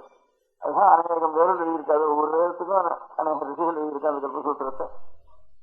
அந்த கல்பசூத்திரத்துங்கள்ல 6வது அங்கம் வந்து சஷ்டாங்கம் பேரு. 6வது அங்கத்தை சடங்கம்னு வச்சிருந்து அதே சடங்குன்னு சடங்குன்னு இப்படி பேர் வந்துட்டு தமிழ்ல. அதுக்கு பிறந்த உடனே தாயார் விதத்துல முதல்ல இந்த பிண்டம் நம்முடைய சரீரம் இருக்க இந்த பிண்டம் நம்முடைய தாயார் விதத்துல எப்போ உற்பத்தி ஆகிறதோ இந்த கணத்துல இந்த ஜாதகங்கள்லாம் பண்றவங்க இந்த புறக்கிற ஜாதகம்னுட்டு, இந்த புறக்கிற ஜாதகம் கூட சரியா இருக்காதுன்னு சொல்றது. உங்களுடைய பஞ்சாங்கத்துல ஒவ்வொரு பஞ்சாங்கம் ஒவ்வொரு தப்பா இருக்கு. இந்த பஞ்சாங்கத்தை நம்பி ஜாதகம் கணிக்கிறதே தப்பா போடுறது. அதனாலதான் இவ்வளவு தப்பு ஏற்படுறது ஜாதக பலன்கள் எல்லாம் கூட. அதுல அந்த ஆதிசாஸ்திரத்திலேயே அப்பப்ப யந்திரங்களை பார்த்து சுத்தி பண்ணி அந்தந்த காலத்துல அந்த கிரகங்களுடைய பிரத்யட்ச, அதுக்காகத்தான் யந்திராத்தியாயம்னு தனித்தனியா யந்திரங்களை பத்தி சொல்லியிருக்கு. அதனால ஒரு காலத்துல போட்டா அவ ரூல எல்லா காலத்துக்கும் இருந்தானா யந்திரத்தினால சுத்தி பண்ணிக்கணும்னு சொல்லிக்க மாட்டாவா. அதனால யந்திரங்களை பார்த்து அப்பப்ப சுத்தி பண்ணிக்கணும்னு சொல்லிருக்கு. அதனால இப்ப சர்வதேசங்கள்லயும் இதர தேசங்கள்ல கூட அநேக யந்திரங்கள் சாமானியமா நம்ம நாட்டுல ஒரு 1000 வருஷமா இஸ்ரேலுடைய ராஜ்யம் இருந்துட்டு சாஸ்திரங்கள்லாம் அபிவிருத்தி அடையல. அவளுக்கு சுதந்திர ராஜ்யம் இருந்திருக்கு வெள்ளக்கார தேசத்துல. அவளுக்கு இந்த பிரத்யட்ச சாஸ்திரங்கள்லாம் இன்னும் யந்திரம் அது பண்றது, வைத்தியத்துக்கு கராவியலாக இதெல்லாம் பண்றது, வைத்திய சாஸ்திரத்துக்கு இன்ஸ்ட்ருமெண்ட் எல்லாம் பண்றது, இப்ப டெலஸ்கோப் பண்றது, இதெல்லாம் அவளுக்கு நிறைய ஐஸ்வர்யம். இதர ராஜ்யங்கள்லாம் அவள் கையில் இருந்ததுனால, இங்க விளையிற சாமான்லாம் அவள் கையில போயிட்டதுனால அவள் ஹேஷ்டமா சௌகரியமா இருந்து சாப்பிட்டு மேல அநேக சயின்ஸ் எல்லாம் கண்டுபிடிக்கிறதுக்கு இன்னும் கொஞ்சம் சௌகரியம் அவளுக்கு ஏற்பட்டு போயிட்டு. முதல்ல நம்ம தேசத்தெல்லாம் முடிக்கிற காலத்துல அதிக ஞானம் இல்லை இந்த சயின்ஸ்ல எல்லாம் அவளுக்கு. இந்த வெடிமருந்து மாத்திரம் கையில் இருந்தது. அதனால நம்ம எல்லாம் பிடிச்சுட்டா. அந்த வெடிமருக்கு வந்து நம்ம பணமெல்லாம் அவள் கையில போய் சேர்த்துட்டு வெடிமருக்குனால அவள் கையில போய் சென்றவுடனே அவள் இன்னும் ஜாஸ்தியா அந்த சயின்ஸ்ல எல்லாம் வளர்க்கறதுக்கு நமக்கு சாப்பாட்டுக்கே சென்றாடுன்றதுங்க. அதனால எங்கேயோ நம்ம வேதம், நம்ம சாஸ்திரம், நம்ம கணித சாஸ்திரம் இதெல்லாம் ஒன்னா அழிஞ்சின்றது. அது நம்ம வைத்திய சாஸ்திரம் கணித சாஸ்திரம் இருக்குன்னே தெரியாம போயிட்டு நடுவில் நமக்கு அன்னன்னைக்கு எங்கேயாவது போய் அன்னன்னைக்கு சாப்பிடறதுக்கு வயது கிடைக்கிறது கூட கஷ்டமா இருந்துட்டு. அவன் இவ்வளவு ராஜ்யத்தையும் பண்ணிட்டு மேலும் இங்க இருக்கிறதெல்லாம் அங்க இருந்தவா இங்கெல்லாம் நமக்கு 600 வந்து ராஜா வாங்கிட்டு இருந்தான் நெல்லெல்லாம் இந்த ஊர்ல இருந்த ராஜாவனத்தினால. அந்த வெள்ளக்கார ராஜா வந்த உடனே 600 நெல்லை தூக்கிட்டு இங்க இருந்து எந்த கப்பல் தூக்கி போடுறது இவ்வளவு நெல்ல இந்தியா கொடுக்க இருக்கிறது இல்லை அப்படின்னு யோஜனை பண்ணி அப்பதான் பணமா மாத்தினான் கிஸ்திய. பணமா மாத்தின உடனே அவன் பணம் கையில வச்சிருக்க கிடையாது. நத்துவ பணம் கொடுத்து அப்ப முதல்ல கடன் 6 ரூபா இருக்கிறதுன்னுட்டு அந்த 6 ரூபா நீங்க கொடுக்கறதுக்கு கிஸ்தி கொடுக்கறதுக்கு சென்றாடி போயிடும். அப்ப என்ன பண்ணுவா, நிலம் இருக்கிறதெல்லாம் 100 ஏக்கரா 200 ஏக்கரா 500 ஏக்கரா இருக்கிற எல்லாரும் அப்போ கிஸ்தி கொடுக்காதவனா அவனை கிஸ்தி வெட்டி அடிக்கிறதுன்னு பேரு. பின்னாடி சிந்தை விட்டும் அடிச்சு அது மேல அவனை கொடுக்குறியா இல்லையான்னு அடிக்கிறது முதல்ல அவனை அந்த மாதிரி பண்ணிட்டு இருந்தேன். கிஸ்தி வசூல் பண்றப்போ வெள்ளக்கார முதல்ல வந்தப்போ அதுக்காக என்ன பண்றது, நான் வந்து அடுத்த வீட்டுக்காரனுக்கு என் நிலம் முழுக்க நான் சாசனம் பண்ணி வச்சுட்டேன் பாருங்க, இனிமே நான் கிஸ்தி கொடுக்க வேண்டியதில்லை அவன் கொடுக்கணும் அப்படின்னுட்டு சாஸ்திரம் பண்ணி வச்சு ஓலையில் எழுதி இதுக்கு 5-6 மாசம் முன்கேதி போட்டு ஓலையில் எழுதி அவன் வீட்டுல கொண்டு அவனுக்கு தெரியாம சொல்லிட்டு வந்துடுறா. அப்புறம் இவனுக்கு கிறிஸ்டி வந்து கேட்டா என்னது அந்த நிலம் அவனுக்கு அப்படிங்கிறது. ஏன்டா எங்க பட்டா அவன் மேலதான் இருக்கு அப்படின்னு. இல்லையா நான் சாசனம் பண்ணிட்டு பட்டா மாத்த மாட்டேங்கிற தாலுக்காவில, அதனால நீங்க போய் அதுக்கு அவன் வீட்டை போய் சோதனை போடுங்க அங்க இருக்கு கடையா விடுற மாதிரி அங்க வீட்டுல கொண்டு வந்து அப்படி பண்ணிட்டு இருந்தா. அதனால பணமா பண்ணினது அவதான் பண்ணிருந்தது, கிறிஸ்டிய பணமா பண்ணிருந்தது. அதுக்கு வந்து என்ன 600 பங்கு அடுத்த வீட்டோம்னா 5 பங்கு வீட்லயே இருக்கும். அதனால ஒருத்தருக்கும் பஞ்சமே இருக்காதுனால இப்ப நெல் விலை ஏறி இறங்கி விற்கிறது ஆரம்பிச்சுட்டுவானா நிலத்துல இருக்க முடியாது. நெல் முழுக்க போட்டா கூட கிஸ்தி போடுறது இல்லை, இன்னும் கடன் வாங்கி கூட கிஸ்தி கொடுக்க வேண்டியிருக்கு சில வருஷங்கள்ல. அப்படி ஆயிட்டு இப்ப என்னமோ யுத்தம் வந்து இப்ப ஏறின்னு இருக்கு. அதுக்காக என்ன பண்றதுன்னு அது அநேக சட்டங்கள்லாம் அதுக்கப்புறம் அதனாலதான் இருந்தது. பழைய நாள் மாதிரி 600 பங்கு எடுத்துட்டு போறது அப்படியா நம்மளை பிரிச்சுக்கிறதுன்னா ஒன்னும் சிரமம் இல்லை, இருக்கிறது நெல் இதுதான் ஆகும். அதனால இதை பணம் வாங்குறது எல்லாம் பாட்டர் தான், எல்லாம் நெல் போட்டுதான், அதாவது கரிகா முதற்கொண்டு எல்லாம் நெல்லை போட்டுதான் வாங்கிட்டு இருந்தா அந்த காலத்துல. அதனால ஒன்னும் தரித்திரமே இருக்காது அந்த நெல் விளையாட இடங்கள்ல. அதனால அந்த மாதிரி அவ பணத்தை இங்கிருந்து எடுத்துட்டு போய் அவருக்கெல்லாம் நிறைய பணம் அவ குவிச்சுட்டு இருந்ததுனால அவ தேசத்துல சயின்ஸும் ரொம்ப விருத்தியாச்சு. இந்த வித்தியாசத்தை அநேக யந்திரங்களும் அவர் நல்லது சொல்லணும் இல்லையா, அநேக யந்திரங்களும் கண்டுபிடிச்சா. அந்த யந்திரங்கள்லாம் வச்சுட்டு இப்ப நம்ம சோதிச்சு காலங்களை பண்ணினோம்னா இன்னும் கொஞ்சம் சுத்தமா வருது. அதுதான் ஸ்புடம் பண்றது, இப்ப திருப்பணிக்கம் அதெல்லாம் வந்ததுக்கு காரணம். இப்ப கூட பாக்கி பஞ்சாங்கம் போடுறா கூட ஏதோ இந்த பஞ்சாங்கம் பரம்பரையா வந்து விளைவிக்கிறதுங்கிறதுக்காக பாக்கி பஞ்சாங்கம் கொடுத்து ஜாதகம் பார்க்கணும்னா திருப்பணி எடுத்து கொண்டா அதுக்கு ஸ்புட்டப்படி பாருன்னா அதுக்கு அதை கொண்டு வருவா. அப்போ ஜாதகம் பார்த்து படம் பார்க்கறதுக்கு அந்த ஜாதகம் கூட அப்போ நம்ம தாயார் வயசுல எப்போ நம்முடைய பிண்டமானது முதல்ல எப்படியாச்சோ அந்த லட்சத்தை பார்த்தா தான் இந்த பழங்கள்லாம் சரியா வருதுன்னு சொல்ற அந்த ஜோதி சாஸ்திரப்படி. எப்போ நம்ம தாயார் வயசுல இருந்து பூமியில விழுந்தோமோ அந்த லட்சணம் பார்க்க முடியாது. எப்போ உயிர் உண்டாச்சா அந்த தாயார் சீரத்துல அந்த உயிர் உண்டான காலத்தை பார்த்து அப்போ அதுல இருந்து கணனம் பண்ணினோம்னா இந்த ஜாதக பலங்கள்லாம் சரியா வரும்னுட்டு அப்படி சொல்லிட்டு இருக்கா அந்த ஜோதி சாஸ்திரம் தெரிஞ்சா. அது ஒண்ணும் அந்த மாதிரி அது முதற்கொண்டு தாயார் வயசுல நம்முடைய பிண்டமானது ஏற்பட்ட காலம் முதற்கொண்டு கடைசியில இது வளர்ந்து எழுந்து அப்புறம் கிழமா போய் அதுக்கப்புறம் திரும்பியும் கொண்டு போய் அது பிராணம் இங்கிருந்து சரீரத்தில் போனதுக்கு அப்புறம் திரும்பி இந்த சரீரத்தை அக்னியில கொண்டு போய் அது ஒரு ஹோமம் பண்ணி வரைக்கும் அதுக்கு நிஷேகாதி ஸ்மசானாந்தம்னு பேரு. நிஷேகம்னு தாயார் வயசுல நம்முடைய பிண்டமானது 36 காலம் முதல் கொண்டு திரும்பி இந்த சரீரம் இந்த அக்னியில போய் ஹோமம் பண்ணி அந்த யமன் முதலிய தேவதைகளுக்காக இந்த சரீரத்தை இப்ப நெருப்புல எப்படி ஹோமம் வளர்க்கிறோமோ இந்த மாதிரி சரீரத்தையே ஹோமமா அர்ப்பணம் பண்ணணும். கிடைச்சது எந்த தேவதைகளுடைய அனுகிரகத்தினால இது கிடைச்சதோ அந்த தேவதைகளுக்கே இந்த சரீரத்தை அர்ப்பணம் பண்ணணும் அப்படின்னு நிஷேகாதி ஸ்மசானாந்தம். இது 40 கர்மானுஷ்டானங்கள் இது வரையில் ஏற்படுது. அப்புறம் பிறந்த காலத்தில் ஏற்படுறதுக்கு ஜாத கர்மான்னு பேரு, அதுதான் 10ஆம் நாள் பண்றதுக்கு நாமகரணம் பேரு. அதுக்கப்புறம் அன்னப்பிராசனம், அப்புறம் செவலம், அதுக்கப்புறம் கிரமமா 40 சம்ஸ்காரங்கள் பண்ணணும்னு சொல்லிருக்கு. சில பெரிய யஜ்யங்கள் இருந்தா அது ஒரு 21, அது செவுத்தம். அதோட ஸ்மார்த்தத்திலேயே செவுத்தத்தை தவிர ஸ்மார்த்தத்திலேயே சிலது, அதுக்கப்புறம் கேவலம் கிரகஸ்தாஸ்திரம் மாத்திரம் இருக்கவர்களுக்கு இன்னும் சிலது அப்படின்னு இப்படி இந்த கிரம பிரகாரம் இவ்வளவையும் தமிழ்ல சடங்கு சடங்குன்னு சொல்றது. இவ்வளவு 6வது அங்கத்தினால சொல்ற கல்பசூத்திரத்தினால சொல்லப்படுற காரணத்தினால சஷ்டமான அங்கத்தினால சொல்லப்படுறதுனால இதெல்லாம் சடங்கு நடக்கிறதுன்னு சொல்றதுக்கு காரணம். சடங்குன்னா இந்த 40 சம்ஸ்காரங்கள் நிஷேகாதி ஸ்மசானாந்தம். இது ஒவ்வொன்றும் வேதத்துல சொல்லியிருக்கு. இந்த ஒவ்வொரு இதையும் வேதத்துல சொல்லியிருக்கு. இந்த ஒவ்வொன்றையும் இப்ப வேதத்துல சொல்லிருக்கிறதுல இதை இவ்வளவும் பண்ணாது போனா கூட 2 சொல்லி 10-15 பண்ணிட்டு இருக்கா. இப்போ இதோ கல்யாணம்னு ஒண்ணு பண்றோம், ஏதோ ஒரு நாளைக்கு, அதுவும் 5 நாளைக்கு பண்றது விசாரங்கள் இருக்கு.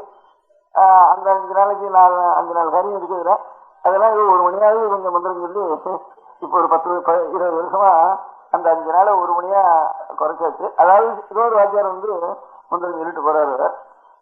அந்த மாதிரி இருக்க முடியாதது. அதுலயே இந்த அதுக்கு முந்தி ஜாதகர்மம், நாமகரணம், செவலம் இதெல்லாம் பண்றதுலாம் சேர்த்து இந்த உபநயனத்து எல்லாத்தையும் சேர்த்து ஒரேடியா ஏதோ 2 மந்திரம் சொல்லி அதையாவது பூர்த்தி பண்ணி இதெல்லாம் 20 வருஷத்துக்குள்ள. அதுக்கு முந்தைய அப்படி இல்லை, தனித்தனியா இது பண்ணிட்டு இருந்தா. அதுல இருந்து எது பண்ணட்டும் அவளுக்கு இவ்வளவு வருஷத்தை வந்ததுக்கு கூட காரணம் பையனுக்கெல்லாம் என்னடா அது சுருக்கமா இருந்தாலும் முன்னவே நமக்கு என்னமோ அது வாத்தியார் நமக்கு புரியாத கடப்படான்னு சொல்லிட்டு வர்றாரு. அது என்னத்தையும் அவரை கேட்ட அர்த்தம் தெரியுதுன்னா எங்களுக்கு எதாவது அர்த்தம் தெரியாது. நாங்க அதிகம் தான் பண்ணிருக்கோம். இந்த மந்திரம் இந்த இடத்துல நீங்க சொல்ல வேண்டியது அதை வந்து அங்க எடுத்து வைக்கிறது. இது என்ன அர்த்தம் உண்டா இல்லையா அப்படின்னு அவங்க வந்து பண்றவர்களுக்கு, பெரியவர்களுக்கு, பையன்களுக்கு எல்லாருக்கும் அபிப்பிராயம் இருக்கு. இப்ப இருந்து கூட இன்னும் இந்த மந்திரங்கிறத ஒத்துன்னு இருக்கால, அதுதான் ஆச்சரியம். இப்போ அப்படி இருக்கிறப்போ நம்ம கடமை ஆறாவது ஒத்தராவது அப்பா எனக்கு தெரிஞ்சுக்கிறோம், என்னமோ நீங்க சொல்றீங்கள கல்யாணத்துல இத்தனை நேரம் என்னமோ மந்திரம் வரும்னு உதறையில என்னவோ என்ன சில பேர் வாயில சொல்றா, இவாளை சொல்ற இவா சொல்லணும் சொல்ல மந்திரம் மட்டும் கேட்டா நீங்க இதே சொல்லிக்க அப்படின்ட்டு அவன் அதில் இதே கட்டுவிடுற எல்லாத்தையும் எல்லா மந்திரத்தையும்.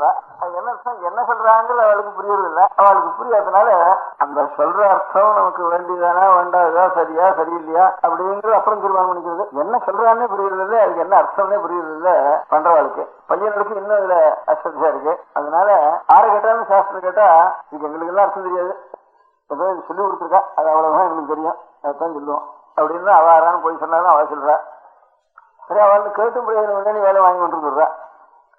அதனால இந்த மாதிரி நிலையில நமக்கு யாராவது இந்த என்னவோ சொல்லிட்டு இருக்கவன் என்ன புரோஹிதான்னு சொல்றா, குருக்கள் என்னவோ சொல்றா, பஞ்சாங்காரா என்னவோ சொல்றா, இதெல்லாம் என்னன்னு சொல்றா, என்ன சமாச்சாரம் இதெல்லாம் சொல்றது, இதுக்குதான அர்த்தம் உண்டா கிடையாதா, வெறும் வார்த்தையா இதெல்லாம் அப்படி வந்துட்டு ஏதான அர்த்தம் உண்டு இல்லைங்கிறது நமக்கு தெரிஞ்சு நம்ம வேடுகளை திரட்டி பார்த்து இதுக்கான அர்த்தம் எழுதியிருக்கா தெரியவா இல்லையா அப்படிங்கிறத பார்த்து பத்துல எழுதியிருக்கான்னு தெரிஞ்சுது.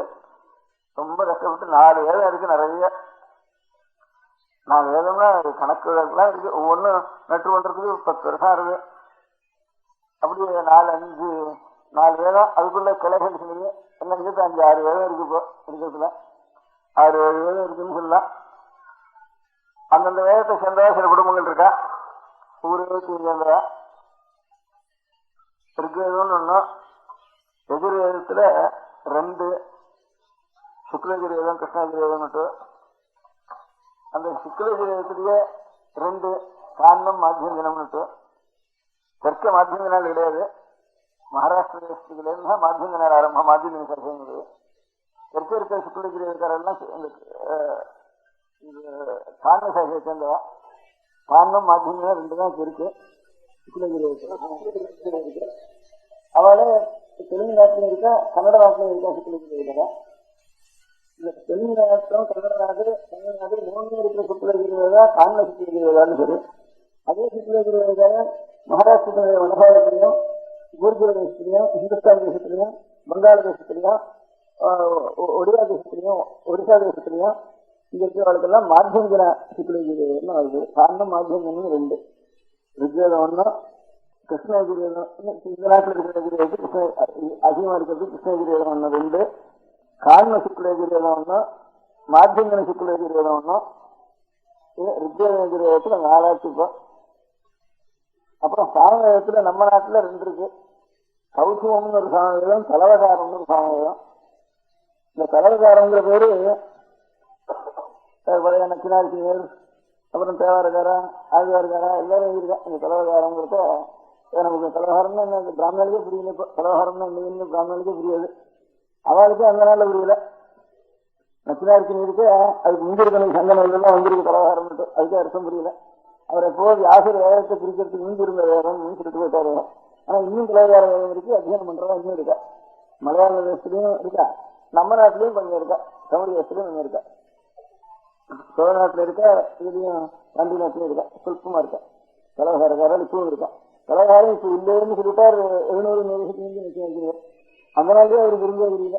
இப்ப முக்கால் பேருக்கு கேட்டா தெரியாது, 3 நிமிஷம் 3 பேருக்கு தெரியாது. இப்போ வேதாத்தியானம் பண்ணவாக்கே தெரியாது கலவகாரம் ஒரு சாமம் இருக்கான்னுட்டு. ஆனா இப்ப விசாரிச்சாலும் நிறைய இருக்கா கலவகாரம் இன்னும் அத்தியானம் பண்ணிட்டு இருக்கா போயிருக்கேன். இந்த மாதிரி கலவகார கௌசவங்கிறதா இந்த நாட்டில் இருக்கிற சாமதானம் பண்றதெல்லாம் கௌசவ சாமதானம். இந்த கௌசவம் கலவகாரம் இது சேர்த்து 6 ஆச்சு. அப்புறம் அசுரக்காரா நம்ம நாட்டுல இல்ல, பழைய நாள் இருந்திருக்கான்னு நல்லா கல்வெட்டுல எல்லாம் தெரியுது. இந்த தமிழ்நாட்டிலேயே வடக்கு இப்ப இருக்கா, கொஞ்சம் இருக்கா, ஒரு 4 பேர் இருப்பாங்க அந்த மாதிரி முழுக்க. அதுல இவ்வளவு வேதத்துக்கும் பாஷ்யம் எழுதிருக்கா. ஒவ்வொன்றும் 10 வருஷம் ஆகணும் நட்டு கொண்டிருக்கு. ஒவ்வொன்றும் 10 வருஷம் ஆக முடியாத இவ்வளவு வேதத்துக்கு இப்ப இருக்கிற வேதத்தையும். ஆனா ஆதி காலத்துல வியாசர் எவ்வளவு கலைகளை பண்ணினாருன்னா சாமவேதத்துல 1000 பண்ணினாரு. இதுல 2-3 இருக்கு. இப்போ எதிர்வேதத்துல 101 பண்ணினார் இருக்கு, அதுல 3 தான் இருக்கு. இப்போ 101 1000த்துல 2 1 இருக்கு. 2 பேர் இருக்கா ராணாயணம்னு சாதிச்சு. அந்த 3 இருக்கு. எதிர்வேதத்துல 101 இருக்கு, அதுல 3 இருக்கு. ருக்வேதம் 21, 11 கணக்கு, அதெல்லாம் ஒன்னொன்னு. ருக்வேதம் அகர்வணங்கள்லாம் ஒன்னொன்னு, 21, 11 ஒன்னொன்னா இருக்கு. ஆனா இப்ப இருக்க இந்த 5-6 வேதங்களுக்கும் நிறைய அர்த்தம், ஒவ்வொரு பதம் விடாம அர்த்தம் எழுதி வச்சிருக்கா. வித்யா அரண்யான்னு ஒரு பெரிய அவதான் பெரிய விஜயநகரம் ராஜ்யம். அங்க டெல்லியில சுல்தான்கள் நம்ம நாட்டுக்கு வெளிநாட்டுல இருந்து இங்க இருந்து நம்ம நாட முழுக்க ஆக்கிரமிச்சுண்டு அப்ப இந்த சுல்தான்கள் ராஜபரிகாரம் பண்ணி இந்த நம்ம கோவில்கள் எல்லாம் துவம்சம் பண்ணி நாசம் பண்ணி எல்லாத்தையும் இது பண்ண காலத்துல அப்பதான் வித்யாரண்யால தெற்க வராம இந்த துங்கபத்ரனுடைய கரையில ஒரு பெரிய ராஜ்யம் வித்யாரண்யா ஸ்தாபிச்சு வெளிநாட்டுல அந்த காலத்துல மாலிகாபூர் இந்த ராஜ்யம் இந்தியான கோவில்களையும் இடிச்சு எல்லாம் பண்ணிட்டு போயிட்டாங்க. நம்ம நாட்டுலயும் ஒரு படிப்பு எடுப்பு விஜய் ஒன்றும் எல்லாம் கொண்டு போயிட்டான். அப்புறம் அதெல்லாம் அகற்று திரும்பி ஒரு 400-500 வருஷம் அதிகமா அந்த வடக்கு எல்லாம் மறுபடியும் பாஷை எல்லாம் திரும்பி பாஷெல்லாம் சாஸ்திரங்கள்லாம் இருந்தாங்க. அதெல்லாம் இந்த நாட்டுல வராம இருக்க முடியாது. நம்ம கோவில்லாம் இருக்க முடியாது. அந்த கோவில்லாம் பெரிய கோவிலே ரொம்ப அபூர்வம் இருக்கு. வடகோவில் வச்சா எல்லாம் பழைய சிற்பங்கள்லாம் போயிட்டு இந்த நம்ம நாட்டுல இன்னும் சிற்பம் இருக்க முடியாது இருக்குது. அப்ப இந்த ஆதிவாசம் அந்த காலத்துல விட பாக்கி அதுக்கப்புறம் பிரசாதமா இருக்க முடியாதுன்னா வீணா போகாம இருக்க முடியாது. வித்யாரண்யம் தான் இதுல இருந்து கிருஷ்ணாநதி கரையில இருந்து கன்னியாகுமரி வரைக்கும் ராஜ்யத்தை ஒரு 300-400 வருஷம் நம்முடைய வடக்கேரள அவருடைய பாகம் இல்லாமல் இருக்க முடியாத வச்சுக்க ஆரம்ப காலத்துல அந்த வித்யாரண்யம் தான் இவ்வளவு ராஜ்ய பரிபாலனம் பண்ணதோட கூட 5-6 வேதத்துக்கும் ஒவ்வொரு பதமோடான அர்த்தம் இருக்கேன். அதை படிக்கிறவா இப்ப கிடையாது. கொஞ்சம் சாஸ்திரம் படிக்கிறவா கூட ஏதோ இந்த கிராமர் மாதிரி விளக்கணும், தர்க்கம் வியாகரணம் இது 2 தான் அதிகமாக படிக்கிறாளே தவிர கொஞ்சம் இங்கே இருக்கிறவா கூட அதுவும் குறைஞ்சி வச்சு கொஞ்சம் இங்கே இருக்கிறவர்கள் தர்க்க வியாகரணம் தான் படிச்சிருக்கா. எந்த வேதத்தை ஒவ்வொருத்தரும் கொஞ்சம் ஒரு ஜென்மத்தில் ஒரு தடவை உபயோகப்படுத்துறோமோ ஒரு சடங்கு வந்தா அந்த காலத்திலேயே சொல்லுவோம் மந்திரங்களை, அந்த மந்திரத்துக்கு அர்த்தம் என்னன்னு தெரியும். வேதத்தினுடைய அர்த்தத்தை எத்தனையுமே படிக்காம விட்டுட்டா. இந்த குழப்புக்காக அத்தியனம் மாத்திரம் பண்ணி வச்சுருக்கா. இவங்க சில பேர் ஆத்மார்த்தமாக அத்தியனம் பண்ணிருக்கா. சாமானியா படுப்பு வேண்டியதை மாத்திரம் எடுத்துக்கொண்டிருக்கா. சில பேர் ஜீவனத்துக்காக இருக்கு. அவ்வளவுதான். அதுக்கு அர்த்தம் என்னங்கிறது ஒருத்தரும் படிக்கல. படிக்காதனால என்ன ஆகுது, இதெல்லாம் என்னத்துக்கு கல்யாணத்துக்கு சொல்றது, ஒன்னுக்கு சொல்றது, விசாரணை சொல்றது, கவனத்துக்கு சொல்றது, இதெல்லாம் நீங்க வாட்டுக்கு என்ன சொல்றது ஒத்துக்கு ஒன்றும் புரியல அப்படின்னுட்டு அதுக்கு அர்த்தத்துக்கு வந்துட்டு எல்லாம் போயிட்டு இருக்கிற சமயத்துல இது பெரிய வேளாவது 4 பேர் இருக்கட்டும் அப்படின்னு நினைச்சு இங்க சில பேர்லாம் சேர்ந்து ஒரு 2 வருஷத்துக்கு ஒரு இப்ப வேதாத்தியனமும் பண்ணி கொஞ்சம் பாஷையும் தெரிஞ்சு பாஷா ஞானம் இருந்து வேதத்தையும் நல்லா பூர்த்தியா நட்டு பண்ணி இருக்கிறதா எத்தனை பேர் இருக்கா நம்ம தேசத்துல அப்படின்னுட்டு ஒரு கணக்கு எடுத்து அவளெல்லாம் கூப்பிட்டு நீங்க உங்களுக்கு பாஷா ஞானம் இல்லாதவர்களுக்கு திடீர்னு அந்த வேதசாஸ்திரத்தை வேதத்துக்கு அர்த்தத்தை எடுத்தா அவளுக்கு இன்னும் சொல்றதுன்னு ஒன்றும் புரியாது. பாஷையை என்ன நெட்டு வேண்டி கிடக்கிற வேதத்தை அதுக்கு அதுக்கு அர்த்தம் என்னன்னு பாஷையை இருக்கிறத சொல்ல தெரியாது அவளுக்கு. அதனால பாஷா ஞானம் இருந்து வேதம் நெட்டு வேண்டிங்களா எத்தனை பேர் இருக்கா நம்ம தேசத்துல என்ன ஒரு கணக்கு எடுத்து அவளெல்லாம் நீங்க வேலைக்கு ஒவ்வொரு வருஷம் ஒரு 6 மாசத்துக்கு வருவோம். எல்லாமே ஒரு வேதத்துல ஒரு 10 பாகமாக இருக்கிறது. ஒரு பாகத்தை நீங்க அந்த 10 பாகத்தில் ஒரு பாகத்துல ஒரு 6 மாசத்துக்குள்ள நெட்டு கொண்டு வருங்க. நெட்டு கொண்டு வேண்டாம், நெட்டு பண்ணி இருக்கால வேதத்தை இந்த இது அர்த்தம் பார்த்துன்னு வருங்க.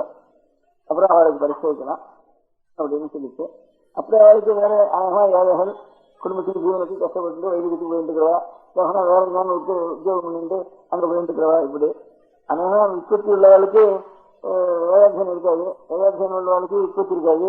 2 சேர்ந்து இருந்தாலும் அவளுக்கு தாரித்தியம் இல்லாம ஜீவனம் இப்படி கஷ்டமா இருக்கு.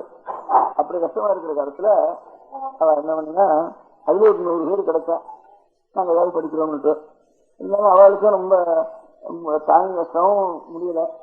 அப்புறம் ஒரு 20-25 பேர் செஞ்சினால ஒரு 6 மாசத்துக்கு வரும். இது 5வது வருஷம் 4வது வருஷம் 10 பரீட்சை 5வது பரீட்சை 5வது பாகம் 10 பாகமா படிச்சிருக்கு. ஒவ்வொரு வேதத்தையும் 3 வேதத்துக்கு 4 வேதத்துக்கு வச்சிருக்கப்பா. ருக்வேதம் சுக்லகிரேதம் அகிர்வேதம் சாமவேதம் 4 வேதத்துக்கு வச்சிருக்கீங்க. இந்த 4 வேதத்துலையும் வேதத்துக்கு ஒரு 4 பேர் 5 பேர் 10 பேர் அகிர்வேதத்துக்கு வந்து கொஞ்சம் ஜாஸ்தியா வர அதை நட்டு பாதி இப்ப பாதி ஆயிருக்கவளுக்கு அப்புறம் முதல் வருஷம் ஆரம்பிச்சு சில பேர் சேர்ந்துட்டு இருக்கா. அப்படி ஒரு 20 மேல 30க்குள்ள இப்போ 4-5 வரிசையா பண்ணிட்டு இருக்கா. அவளை அவ படிச்சதுக்குள்ள எந்த இடத்துல கேட்டாலும் அந்த மந்திரத்துக்கு இந்த அர்த்தம் அப்படின்னு அவ சொல்லுவா. அதே மாதிரி நீங்க சொல்லிட்டான்னா 10 பாகம் ஆயிடுச்சு தானே வாழ்க்கை. அதனால வேதத்துல அவ படிச்ச வேதத்துக்குள்ள அவ எந்த வேதக்காராலோ அந்த வேதத்துக்குள்ள உங்களுக்கு என்ன அர்த்தம்னா அவளுக்கு அர்த்தம் சொல்றதுக்கு தெரியும். ஆறாலும் கொஞ்சம் கிரகஸ்தால இருக்கிறவா, நாங்க இன்னைக்கு கல்யாணம் பண்ண போறோங்க, இந்த கல்யாணத்துல என்னென்னவோ வந்துருங்கிறதால பையனும் சரி என்னவோ சொல்றாளோ அதுக்கு என்ன அர்த்தம் தெரிஞ்சுக்கணும் அப்படின்னு ஆசைப்பட்டா பின்னார் படிச்சிருக்காப்பா அங்க போ, இந்த மாதிரி அவளை வரைக்கும் 4 நாள் வச்சுட்டு என்ன நடக்க போறதுன்னு முதல்ல கேட்டுக்கோ. அவளை ஒரு பிரசங்கம் பண்ண சொல்லு. நீங்க 4 பேர் உட்காந்து ஆறாறு பண்ண போறவள கல்யாணத்துல ஆறாறு செஞ்சு கூட வந்துருங்கிற போறவளோ அதெல்லாம் நீங்க தெரிஞ்சுங்க. முதல் நாள் சரி அதுக்கு அர்த்தம் என்னது, இந்த மந்திரம் சொல்றது அப்படின்னு நின்று பண்ணுங்க அப்படின்னு சொல்லி சொல்லுவானா. அதுக்கப்புறம் அவளாவது தெரிஞ்சுட்டு அதுக்கப்புறமாவது செய்யற காலத்துல இந்த அர்த்தம் அப்படின்னு அவன் தெரிஞ்சு கொள்ளலாம் அப்படின்னு சில பேராவது தயார் பண்ணி வைப்போம் அப்படின்னு நினைச்சுட்டு 100 பேர்ல இருந்து அவளுக்கு கஷ்டங்கள் சிரமங்கள் எத்தனை பாக்கி ஒரு 20-25 பேர் இந்த வருஷத்துல இருப்பேன் மனு போட்டிருக்கா. 37 தான் பழைய மனுஷாத்தினா புதுசாத்துறேன். இப்ப 4 வருஷம் அந்த 2வது வருஷம் 3வது வருஷம் 1 வருஷம் இப்படி எல்லாம் சேர்த்து 37 பேர் இந்த வருஷம் போட்டிருக்கா. அந்த 30 பேர் இருந்தாலும் அவளை கொண்டாவது யாருக்கான்னு தெரிஞ்சுக்கணும்னு அபிப்பிராயம் இருந்தாலும் அவன் இடத்துல போய் நீங்க தெரிஞ்சுக்கணும்னு சொல்றதுக்கு வேற முதலையாவது தயார் பண்ணலாம்னுட்டு ஏற்பாடு பண்ணி ஒரு பரீட்சைன்னு வச்சு பரீட்சைன்னா அவளுக்கு கொஞ்சம் அந்த 6 மாசம் படிக்கணுமானா அந்த 6 மாசத்துல கஷ்டமா இதோ கொஞ்சம் ஒரு 4 வயசுக்காவது 3/4 வயசுக்கு நம்ம இருந்து ஒரு 6 வயசு 4 வயசுக்காவது அவளுக்கு சம்பாவனையா கொடுத்து அதை நம்ம படிக்க சொல்லுவோம். முழுக்க படிச்சுட்டாலும் அப்புறம் ஏதாவது சம்பாவனை கொடுப்போம் அவளுக்கு சம்பாவனை பண்ணுவோம் அப்படின்னு நினைச்சுட்டு அது கொஞ்சம் ஃபண்டு வந்து சேர்த்து இதுக்கெல்லாம் ஃபண்டுனா சேர்றது கஷ்டம் தான். ஏன்னா லௌகிக நிர்பந்தமோ ராஜாங்க நிர்பந்தமோ இது ஒரு பயமோ இருந்தா நிறைய பணம் சேரும். நமக்கு லாபமோ இல்லை ராஜாங்க பயமோ இல்லை லோகத்தில் இருக்க முடியாத ஜனங்களுடைய பயமோ ஏதாவது இருந்திருந்தா தான் பணம் சேர்க்க முடியும். அதுல எல்லாம் ஜனங்களுக்கு பணம் நிர்பந்தமா பணம் வசூல் பண்ணிட்டு போயிடுறேன். இதை போய் கேட்டா இதுக்கு சிபாரிசு இல்லாத பணம். இதுல எல்லாருக்கும் ஆசை இருந்தாலும் அந்த நிர்பந்தங்கள்லாம் இது பணம் கொடுக்கறதுக்கு சிரமப்படுறது ஜனங்களுக்கு. ஆனா இது அதிகமா பிரச்சாரம் அடைவுகளை போய் கேட்கறதாலும் ஊக்கம் இல்லை, அதுல கேட்கற வேலைக்கு ஊக்கம் இல்லை, இல்லை அப்புறம் கொடுக்குற வேலைக்கு ஊக்கம். அதுக்கப்புறம் ஏதோ அப்படி இப்படிமா இருக்குது அவளுக்கு ஏதோ கொஞ்சம் பணம் கொடுத்து 6 மாசத்துக்கு இருந்தானா 200 ரூபா கொடுக்குறது 300 ரூபா கொடுக்குறது, அப்புறம் பரிசு வாசி பண்ண வேணும் கொடுக்குறது, பரிசு முடிவு சமயத்தில் வேணும் கொடுக்குறது அப்படின்னு வச்சுட்டு அவளை ஒரு 37 பேர் தயார் பண்ணி கொஞ்சம் உற்பத்தி சாஸ்திர உற்பத்தியும் இருந்து வேதாத்தியனம் பண்ணினவாளா இருக்கிறவாள் பண்ணி பரீட்சைன்னு 5வது பரீட்சை வச்சிருக்கப்போ. அதாவது அந்த 5வது பரீட்சையில ஒவ்வொரு வேதத்தையும் வச்சு மன்னா தெரிஞ்சுன்ற கதையாள காலம் இருக்காள். பழைய முன்தளங்கள் இருக்கிறதா சில பேர் சாஸ்திரம் வாசித்து வேதம் முடிச்சதா 2 பேர் இருக்கா. அந்த 2 பேர் விட்டு அவளுக்கு வேதங்களை பத்தி என்ன உபன்யாசம் பண்ண சொல்லலாம் அப்படின்னு நினைச்சு அதுதான் இங்க குஜராத்ல இருந்து வயசான ஒருத்தர் அந்த தேசத்துல சாணவேதம் ஜாஸ்தி இருந்து முன்தளம் இல்லை. இப்ப இவர்தான் இருக்காருன்னு சொல்லலாம். அதனால அந்த தேசத்துக்கு ரொம்ப குறைஞ்சி வச்சு இவரை பிரதான் இருக்கார். முழுக்க சாணவேதம் அத்தியனம் பண்ணி இவருக்கு சாஸ்திர ஞானம் இருக்கு, ஜோதி சாஸ்திரம் தெரியும், நல்ல உற்பத்தி சாஸ்திர ஞானம் இருக்கு. அதனால அவரை கொண்டு ஒரு உபன்யாசம் பண்ண சொல்லுவோம். அவர் அத்தியனம் பண்ணாதுலேருந்து அர்த்தம் சொல்றதுக்கு அப்படி ஒவ்வொரு நாள் ஒவ்வொருத்தர் கொண்டு பொதுஜனங்களுக்கு உபயோகப்படுறத காட்டிலும் அந்த பரீட்சைகள் வந்திருக்கிறவள் இருக்காள் அவளுக்கு பொதுவாக அவள் அத்தியனம் பண்ணது அவள் படிச்சு மாத்தினா அவளுக்கு தெரியும். மொத்தமா பாக்கி இருக்கிற விஷயத்தை பற்றி இவாளை ஏதாவது சொல்லுவோம் அப்படின்ட்டு. பாக்கியெல்லாம் தமிழ்ல தான் சொல்ல முடியா இருக்கும். இவாளுக்கு மாத்திரம் தமிழ் தெரியாததுனால அவளுக்கு சம்ஸ்கிருத ஞானம் இருக்கிறதுனால அவளுக்கு சம்ஸ்கிருத தெரியாததுனால அந்த பரிசுக்கு வந்திருக்கிறவங்கள அவளை சம்ஸ்கிருதத்துல சொல்லிட்டு அதான் நான் மைக்கு வச்சிருந்தேன் இருக்கு. அவர் சம்ஸ்கிருதம் சொன்னாலே பொதுவாக புரியாது. பெரிய வயசானவர். 2வது அவர் தேசம் வருஷனால கொச்சையா இருக்கும். உச்சாரணங்கள்லாம் நம்ம அவா தேசத்துக்கு நம்ம தேசம் கொச்சையா இருக்கும், நம்ம தேசத்துக்கு அவா தேசம் கொச்சையா இருக்கும். அதனால சட்டுன்னு அது புரியாது. அதனால மேலுக்கு புரியாம இருப்பான்னுட்டு நான் அந்த மைக்கை எடுத்துதான் இருக்க வேண்டாம் மரியாதை கொடுக்க இருக்குன்னுட்டு அந்த ஸ்டிச் எடுத்துடுன்னு சொல்லிட்டாங்க. அதனால திரும்பி புரியாம சிரமப்படுவாங்க.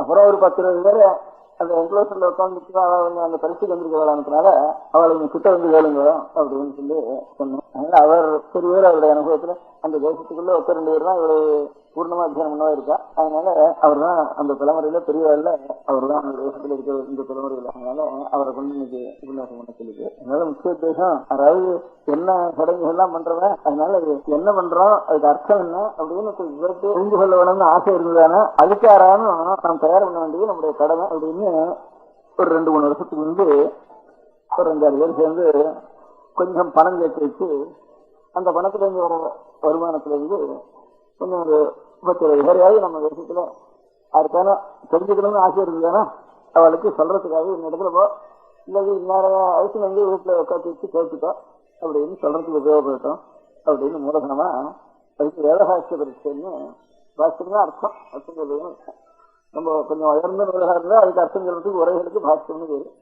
அதனால வேதபாஸ்கர்னு இத்தனை வேதத்துக்கும் வித்யா அரண்யம்னா காடு, வித்யன்னா கல்வி, கல்விக்கே காடா இருந்தவர் வித்யாரண்ய இவ்வளவு வேதத்துக்கும் பாஸ்கர் பண்ணி ராஜ்யம் ஸ்தாபனம் பண்ணி மூலமான வேதத்தையும் ரசிச்சு ராஜ்யத்தையும் ரசிச்சு அவ்வளவு முகோபகாரம் பண்ணிருக்கார் வித்யாரண்யன்ட்டு. அவளுடைய பாஷத்தை கொஞ்சம் படியும் வரும். சங்காவில் படிச்சு வர்றதுன்னா முடியாது. 6 மாசத்துக்கு வருவது 6 மாசத்துக்கு வருவது ஒரு 10 பாகமா பிரிச்சு பாதி வந்திருக்கு. ஒரு கீழே சில பேர் வந்திருக்கா. அந்த பரிசுக்கு அவளுக்கு உபயோகத்துக்காக பண்டிகாலை கொண்டு நிச்சயம் ஏதாவது உபன்யாசம் பண்ணி சொல்லுவோம். அங்க அவ பரிசு நடக்கிற இடத்துல என்ன 10 பேருக்கு வர அங்க உபன்யாசம் பண்ணுச்சுன்னா நிறைய கூட்டம் இருந்தா தான் உபன்யாசம் பண்றவளுக்கும் உபன்யாசம் பண்ணணும்னு ஆசையா நல்லா விஷயம் மனசுக்கு வரும். அங்க கொண்டு உட்காந்து வச்சுட்டா அங்க ஒன்றும் வராது. இங்க கூட்டம் வரதுங்கிறதுக்காக இங்க சௌகரியமா இருக்குன்னு அந்த உபன்யாசத்தை இங்க வைக்கலாம்னுட்டு ஏற்பாடு பண்ணினாரு. அதனால நாளைக்கு முதற்கொண்டு யாரான உபன்யாசம் பண்றதா கொஞ்சம் தமிழ்ல சொல்லுவா. தமிழ் சொன்னாலும் குஜராத்தில் சொல்ற மாதிரி தான் இருக்கும். ஏன்னா வேற விஷயமானதுனால நமக்கு புரிய சமாச்சாரம் இருந்தானா இப்ப நடக்கிற சண்டை கட்சி எவ்வளவு சொன்னா ரொம்ப ருச்சியா எல்லாருக்கும் புரியும். எங்கேயோ இருக்க முடியாத வேகத்துல இருந்ததுன்னா அந்த காலமே மறந்து வச்சு அந்த லோகமே மறந்து வச்சு அது இருக்க பயமே மறந்து வச்சு நமக்கு. அதனால இப்பவும் அது வித்தியாசம் மாதிரி தான் இருக்கும் தமிழ்ல சொன்னாலும். இருந்தாலும் கொஞ்சம் நம்ம தமிழ்ல சொல்றாங்க அது கொஞ்சம் நினைச்சுட்டு இருப்பா. அந்த மாதிரி இந்த கூட்டத்தை உபயோகப்படுத்திக்கோன்னுட்டு அந்த பரிசு நடத்துறதா இங்க வந்து வச்சா அந்த உபன்யாசங்களை அதுதான் அந்த பெரியவருக்கு அந்த அவர் சாமவேத அத்தியனம் பண்ணவர். அதனால சாமவேதத்தை பற்றி சாமவேதத்துல என்னென்ன பாகுபாடுகள் இருக்கு, இன்னத்தினுடைய பிரயோஜனம் என்னென்னது அப்படின்னு சில சாமங்களை உதாரணமா சொல்லி அவர்களுக்கு அர்த்தம் சொல்லி அவர் ஜோதிசாஸ்திர விஜயானத்துல ஜோதிசாஸ்திரத்துக்கும் அதுக்கும் சம்பந்தத்தை சொல்லி ஆயிட்டு சொல்லி வச்சிருக்கார்.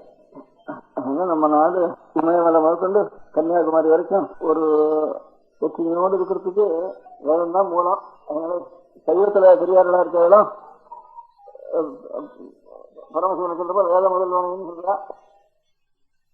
விஷ்ணுபக்தியில அல்வாராஜகம் இன்னும் மகாநாச்சாரியர்கள் சொல்ற எல்லாரும் வேத சுருதி வேண்டாப்பான்னு வேதம் தமிழ்தான் மாறணும் செலவோகம்னு நம்மாழ்வார் எல்லாம் வேதத்தான் தமிழ்ல செய்வான்னுட்டு எல்லாம் வேலை ஒரு மூலம் இருந்தா தான் நாம் ஒத்துறன்னு நாம் வேற வேற வேற நினைச்சுருந்தா அப்புறம் பிரிஞ்சு நெல்லிக்கா முட்டையை எப்படி போடுறது, நம்ம புரிஞ்சு முட்டையா இருக்கிறதா நெல்லிக்கா முட்டையா இருக்கிறதாங்கிறது இந்த நெல்லிக்கா முட்டைனா போடுறதுக்கு கூட ஓடி போயிடும். அது பிரிஞ்சு இருந்தா ஒண்ணுக்கு சக்தி இருக்காது. பிரிச்சா கூட பிரிக்க முடியாம பிடிச்சி ஈர்த்தா கூட ஈர்க்க முடியாம இது வரைக்கும் நமக்கு பெரிய வேலைக்கு ராஜ்யம் வேறையா இருந்துக்கலாம், பாஷை வேறையா இருந்துக்கலாம், ஆச்சாரம் பழக்கங்களும் வேறையா இருந்துக்கலாம். சூடு குடிப்போம், முக்கால் குடிப்போம், வைக்கப்படுவோம், ஏதோ ஒன்று ஒவ்வொருத்தம் ஒவ்வொரு இடத்துல 10 மூலம் எச்சல்மா தெலுங்கு தேசத்துல இருந்தா அவனுக்கு 10 கிடையாது நீங்க வந்து நாமெல்லாம் தெலுங்குல பார்த்தா எச்சலே கிடையாதுன்னு அதுக்கு மகாராஷ்டிர தேசமா ஒரு மாவுல தண்ணி போட்டுட்டா அது தொடப்படாது. அப்புறம் 10 கையில அது தூங்கி இருக்கணும். மாவுக்கு தண்ணியே விடக்கூடாது, மறுநாளைக்கு செய்யக்கூடாது மாவு அப்படின்னுட்டு அப்படின்லாம் அவளுக்கு ஒரு ஆச்சாரம். ஆனா ஏதாவது சமையல் பண்றப்போ அந்த நேரத்துக்கு புடவை பல்ல எடுத்துட்டே சமையல் பண்ணி ஆரம்பிச்சிருவேன். அது எச்சல் அந்த எச்சல் அவளுக்கு தெரியாது. நமக்கு அவளை பார்த்தா நமக்கு எச்சலா தோணும், நம்ம பார்த்தா அவளுக்கு பத்தாது. மேலும் ஒவ்வொரு தேசத்துல ஒவ்வொன்றும் வித்தியாசமா தோணும். இவ்வளவு புரிஞ்சு இருந்தாலும் கூட இவ்வளவு தேசம் புரிஞ்சு இருக்கிற தேசங்கள் ஆச்சாரம் அனுஷ்டானம் வேறு இருந்தாலும் இந்த வேதம்ங்கிறது ஒண்ணுதான் இவ்வளவு கோடி ஜனங்களையும் ஒரு ஒற்றுமைக்கு காரணம் அந்த வேதம் ஒண்ணுதான் இருக்கு. அதனால அதை நாம் மூலத்தை அது கண்ணி தெரியாது. அது எங்கேயோ இப்ப மரங்களுக்கு வேறு கண்ணி தெரியுமா, அந்த வேர் எடுத்தா கூட என்ன அதுக்கு என்ன தீச்சல் இருக்காது, ஒரு ஆசனம் இருக்காது, எனக்கு சேரு பூசிட்டு இருக்காங்க, அவ்வளவுதான். அதனால வேதம் மூலம் வேறு எல்லாத்துக்கும். அதனால அது பிரச்சாரத்துக்கும் ஒன்றும் தெரியாது, அது ஒன்றும் தெரிய வேண்டாம். ஏதோ வேர் நல்லா இருக்கணும். அதனால வேர் போயிட்டு தான் அப்புறம் எல்லாம் அவருடைய உடம்பு வேணும். அப்படி அது போகாம இருக்க முடியாத வேர்ல தண்ணி வைக்கிறதுக்கு சில பேராவது தண்ணி வச்சுட்டு இருக்கணும் அப்படிங்கிறதுக்காக அந்த சிலையாக இருந்தா தான் இந்த இவ்வளவு தேசம் நமக்கு தத்துவங்கள் முழுக்க ஒரு காலங்கள் இல்லாமனா இன்னொரு காலத்துல பெரிய காலம் இதுக்கு அர்த்தம் வச்சிருக்கா. நமக்கு அர்த்தம் தெரியாதவனா கூட அர்த்தம் தெரிஞ்சுக்கணும்னு கொஞ்சம் கஷ்டப்பட்டவனா கொஞ்சம் கேள்வியாகி தெரிஞ்சுக்கோங்கிறதுக்கு மூல நிதி வச்சிருக்கா. அந்த நிதியை நாம வச்சுட்டு அந்த வேதத்தை வச்சுட்டு சிரமமா இருக்க வேண்டியது வேதத்துல. அதனால இப்போ சில பேர் அடுத்த கிழமை இவா கூட இருக்க மாட்டான், இந்த 30-20 பேர் கூட இருக்க மாட்டான். இதோ இவளையாவது ருசிக்கணும் எங்க வேணும் இல்லையாது அப்படிங்கிற முறையில அதுதான் சில பேருக்கு வந்து ஒரு அவளுக்கு பரீட்சை பண்றது, அவளுக்கு பரீட்சை பண்றதுக்கு அவள் படிக்கிறதுக்கு வேண்டிய சௌகரியம் பண்றது அப்படின்னு ஏற்பாடு பண்ணிருக்கான். அதுதான் அதனுடைய அங்கமா தான் இவருக்கு நம பார்வதி பதவே. பெரியவா சரணம். அடுத்த நிகழ்ச்சி நித்திய குரு பாதுகா பூஜை.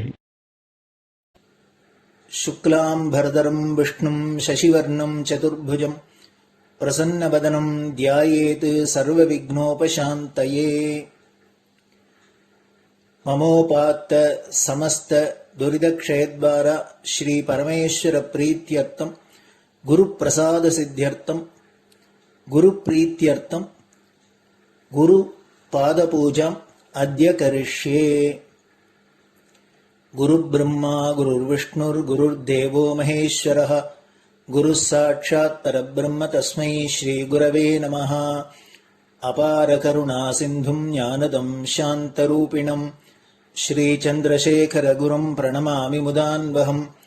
सदाशिवसमारम्भां शङ्कराचार्यमध्यमाम् अस्मदाचार्यपर्यन्तां वन्दे गुरुपरम्पराम्. எல்லோரும் குருவை பெரிவாளை தியானம் பண்ணிண்டு அர்ச்சனை பண்ணுவோம். அஷ்டோத்திரம்.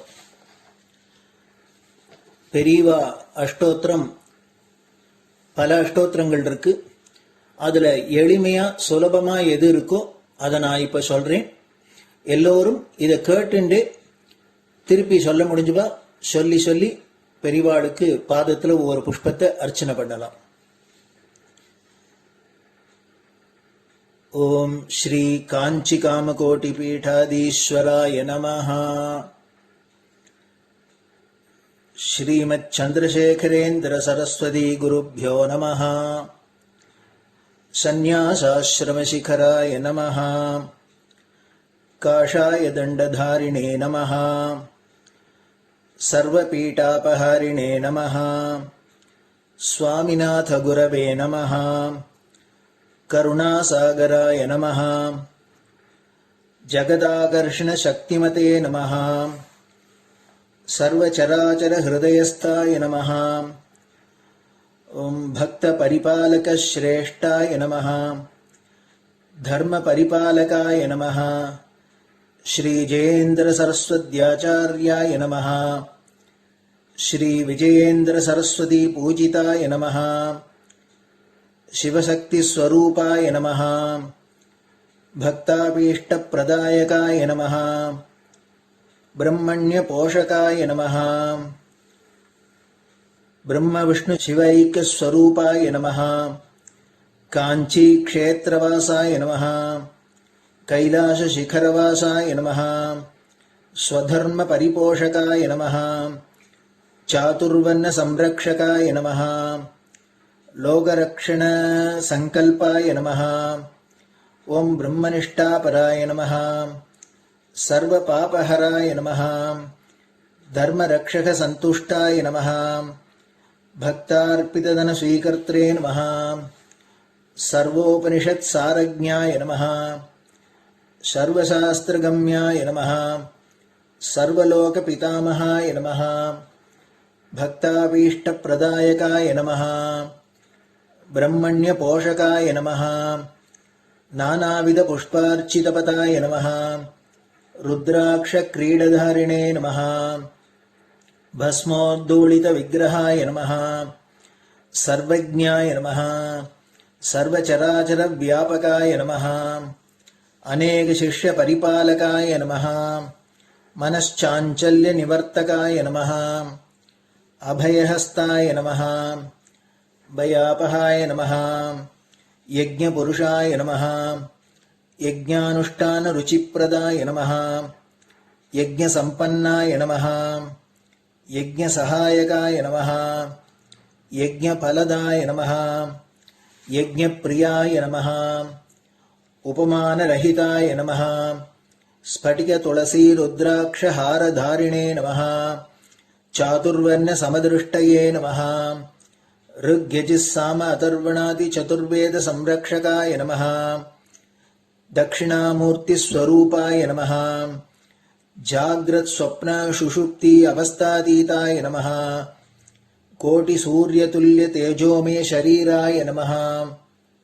साधुसंग संरक्षकाय नमः अश्वगज गोपूजा निर्वर्तकाय नमः गुरुपादुक पूजातुरन्तराय नमः कनकाभिषिक्ताय नमः स्वर्णबिल्वदल पूजिताय नमः सर्वजीव मोक्षदाय नमः मूकवाक्तान निपुणाय नमः नेत्रदीक्षादानाय नमः द्वादशलिङ्गस्थापकाय नमः गानरसप्रियाय नमः ब्रह्मज्ञानोपदेशकाय नमः सकलकलासिद्धिताय नमः चातुर्वण्यपूजिताय नमः अनेकभाषा संभाषण कोविताय नमः अष्टसिद्धिप्रदायकाय नमः ओम श्री शारदामठ सुस्थिताय नमः नित्यान्नदान सुप्रीताय नमः प्रार्थना मात्र सुलभाय नमः पादयात्रा प्रियाय नमः नानाविध मतपंडिताय नमः श्रुति स्मृति पुराणज्ञाय नमः देवयक्ष किन्नर किंपुरुष पूज्याय नमः श्रवणानंदकर कीर्तये नमः दर्शनानंदाय नमः अद्वैतानंदभरिताय नमः अव्याच करुणामूर्तये नमः शैव वैष्णवादिमान्याय नमः श्री शंकराचार्याय नमः दण्डकमण्डलोहस्ताय नमः वीणा मृदंग सकलवाद्यनाथस्वरूपाय नमः रामकथारसिकाय नमः वेद वेदांग आगमादि सकलकला सतस्प्रवर्तकाय नमः हृदय गुहाशयाय नमः शतरुद्रीय वर्णितस्वरूपाय नमः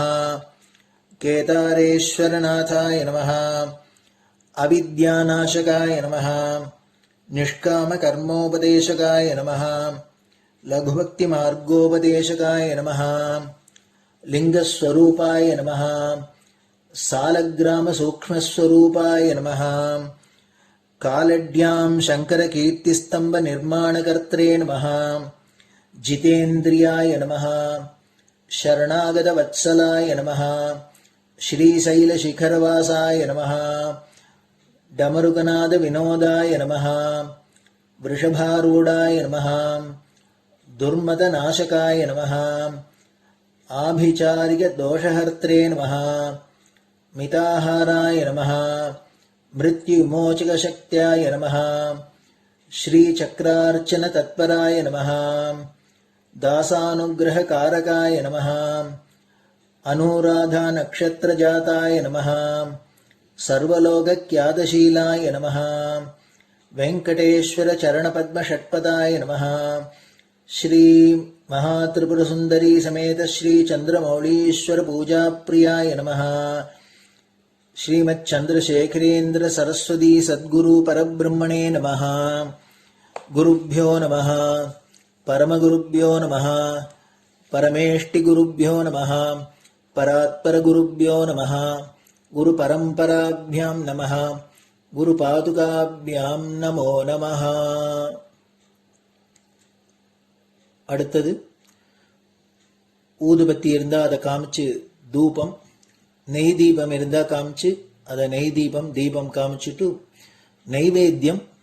நெய்வேத்தியம் வெத்தலைப்பாக்கு பழம் இதுலேருந்து ஆரம்பிச்சு அவளுக்கு எது சௌரியமோ அதுபடி நைவேத்தியம் பண்ணலாம். அதுக்கு அடுத்தது கற்பூர ஹாரத்தி பண்ணி எல்லோரும் பிரதட்சிண நமஸ்காரம் பண்ணி பெரியவாள்கிட்ட பிரார்த்தனை பண்ணிண்டு எல்லோரும் க்ஷேமமா இருக்கணும், லோகம் பரம மங்களமா சௌக்கியமா இருக்கணும், எல்லோரும் வியாதி வெக்க இல்லாத ஆயுராரோக்கிய ஐஸ்வர்யத்தோட சாந்தம் அமைதியோட ஞான வைராக்கியத்தோட எல்லோரும் நல்லவர்களாயிருந்து நன்மையை அடையணும்னு பிரார்த்தனை பண்ணி இந்த பூஜையை தினம் செய்யலாம். குரு பிரம்மா குருர் விஷ்ணுர் குருர் தேவோ மகேஸ்வரः குரு சாட்சாத் பரபிரம்ம தஸ்மை ஸ்ரீ குரவே நமः. அபார கருணா சிந்தும் ஞானதம் சாந்தரூபிணம் ஸ்ரீ சந்திரசேகர குரும் பிரணமாமி முதான்வகம். சதாசிவசமாரம்பாம் சங்கராச்சாரிய மத்யமாம் அஸ்மதாச்சாரிய பர்யந்தாம் வந்தே குரு பரம்பராம். குரு பாத பூஜை நிறைவடைஞ்சது. பெரியவா சரணம். திருச்சிற்றம்பலம். நிலை பெறுமாறு எண்ணுதியேல் நெஞ்சே நீவா, நித்தலும் எம்பிரானுடைய கோயில் புக்கு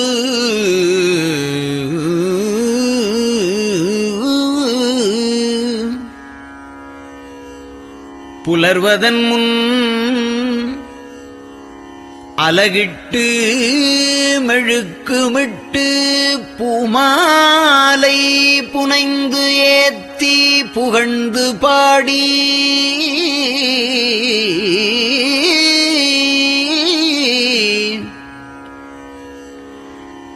தலையாரக் கும்பிட்டு கூத்தும் ஆடி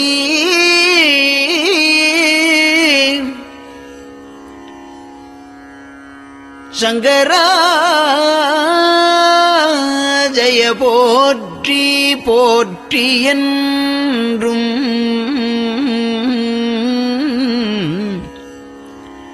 அலைபுனல் சேர் செஞ்சடையம் ஆதி என்றும் ஆரூரா என்றென்றே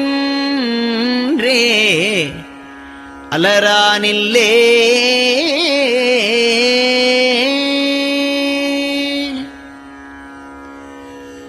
தந்தது உந்தன்னை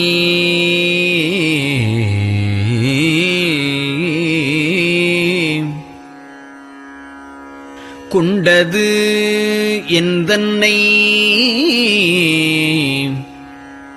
சங்கரா ஆர்கோலோ சதுரர் அந்தம் ஒன்றில்லா ஆனந்தம் பெற்றேன்.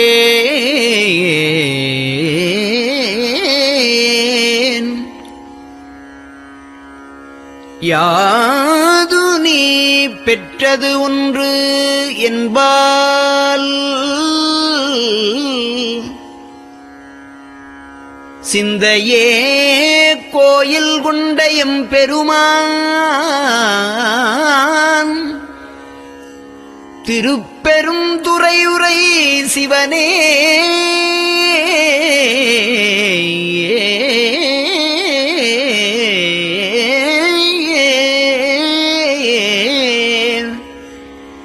எந்த ஈசா உடல் இடம் கொண்டாய் யான் இதற்கு இலன் ஓர் கைமாறே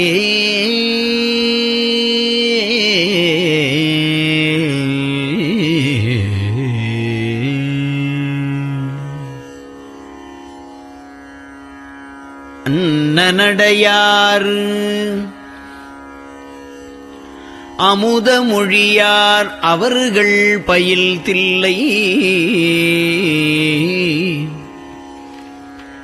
தென்னன் தமிழும் இசையும் கலந்த சிற்றம்பலம் தன்னுள்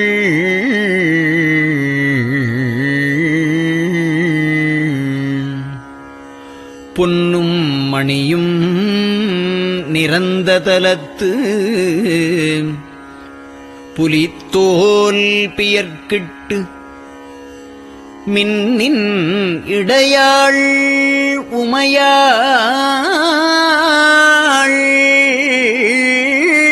காண விகிர்தன் ஆடுமே.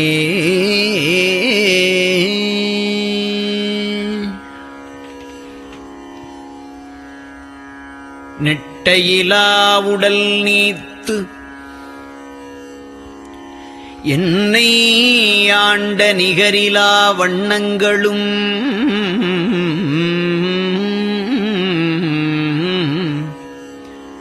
சிட்டன் சிவனடியாரை சீராட்டும் திறங்களுமே சிந்தித்து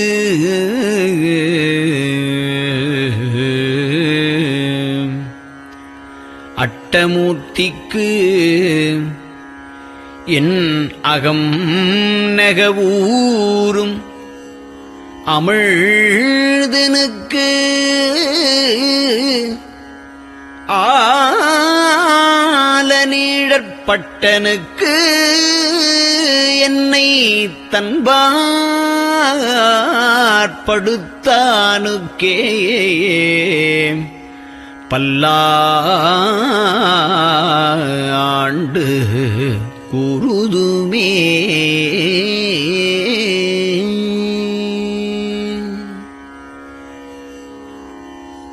நெஞ்சம் ஈசனைக் காண்பதே விரும்பி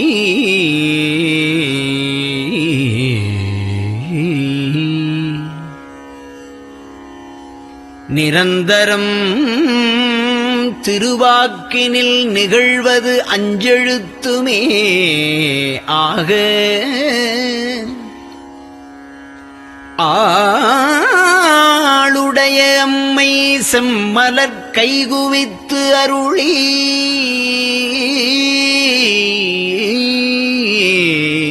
தஞ்சமாகி அரும் தவம் புரிய தரிப்பரே.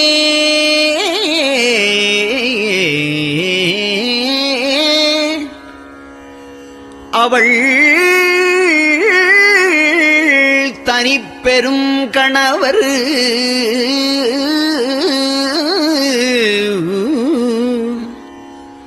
வஞ்சம் நீக்கிய மாவின் மூலத்து வந்து தோன்றினார் மலைமகள் காண.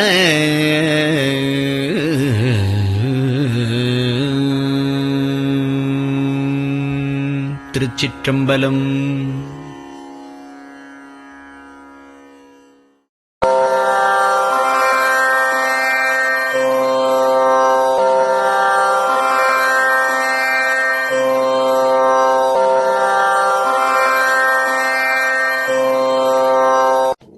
பெரியவா சரணம்.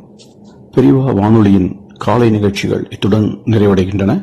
எமது அடுத்த ஒளிபரப்பு இன்று மாலை இந்திய நேரப்படி 6 மணிக்கு துவங்கும். பெரியவா சரணம்.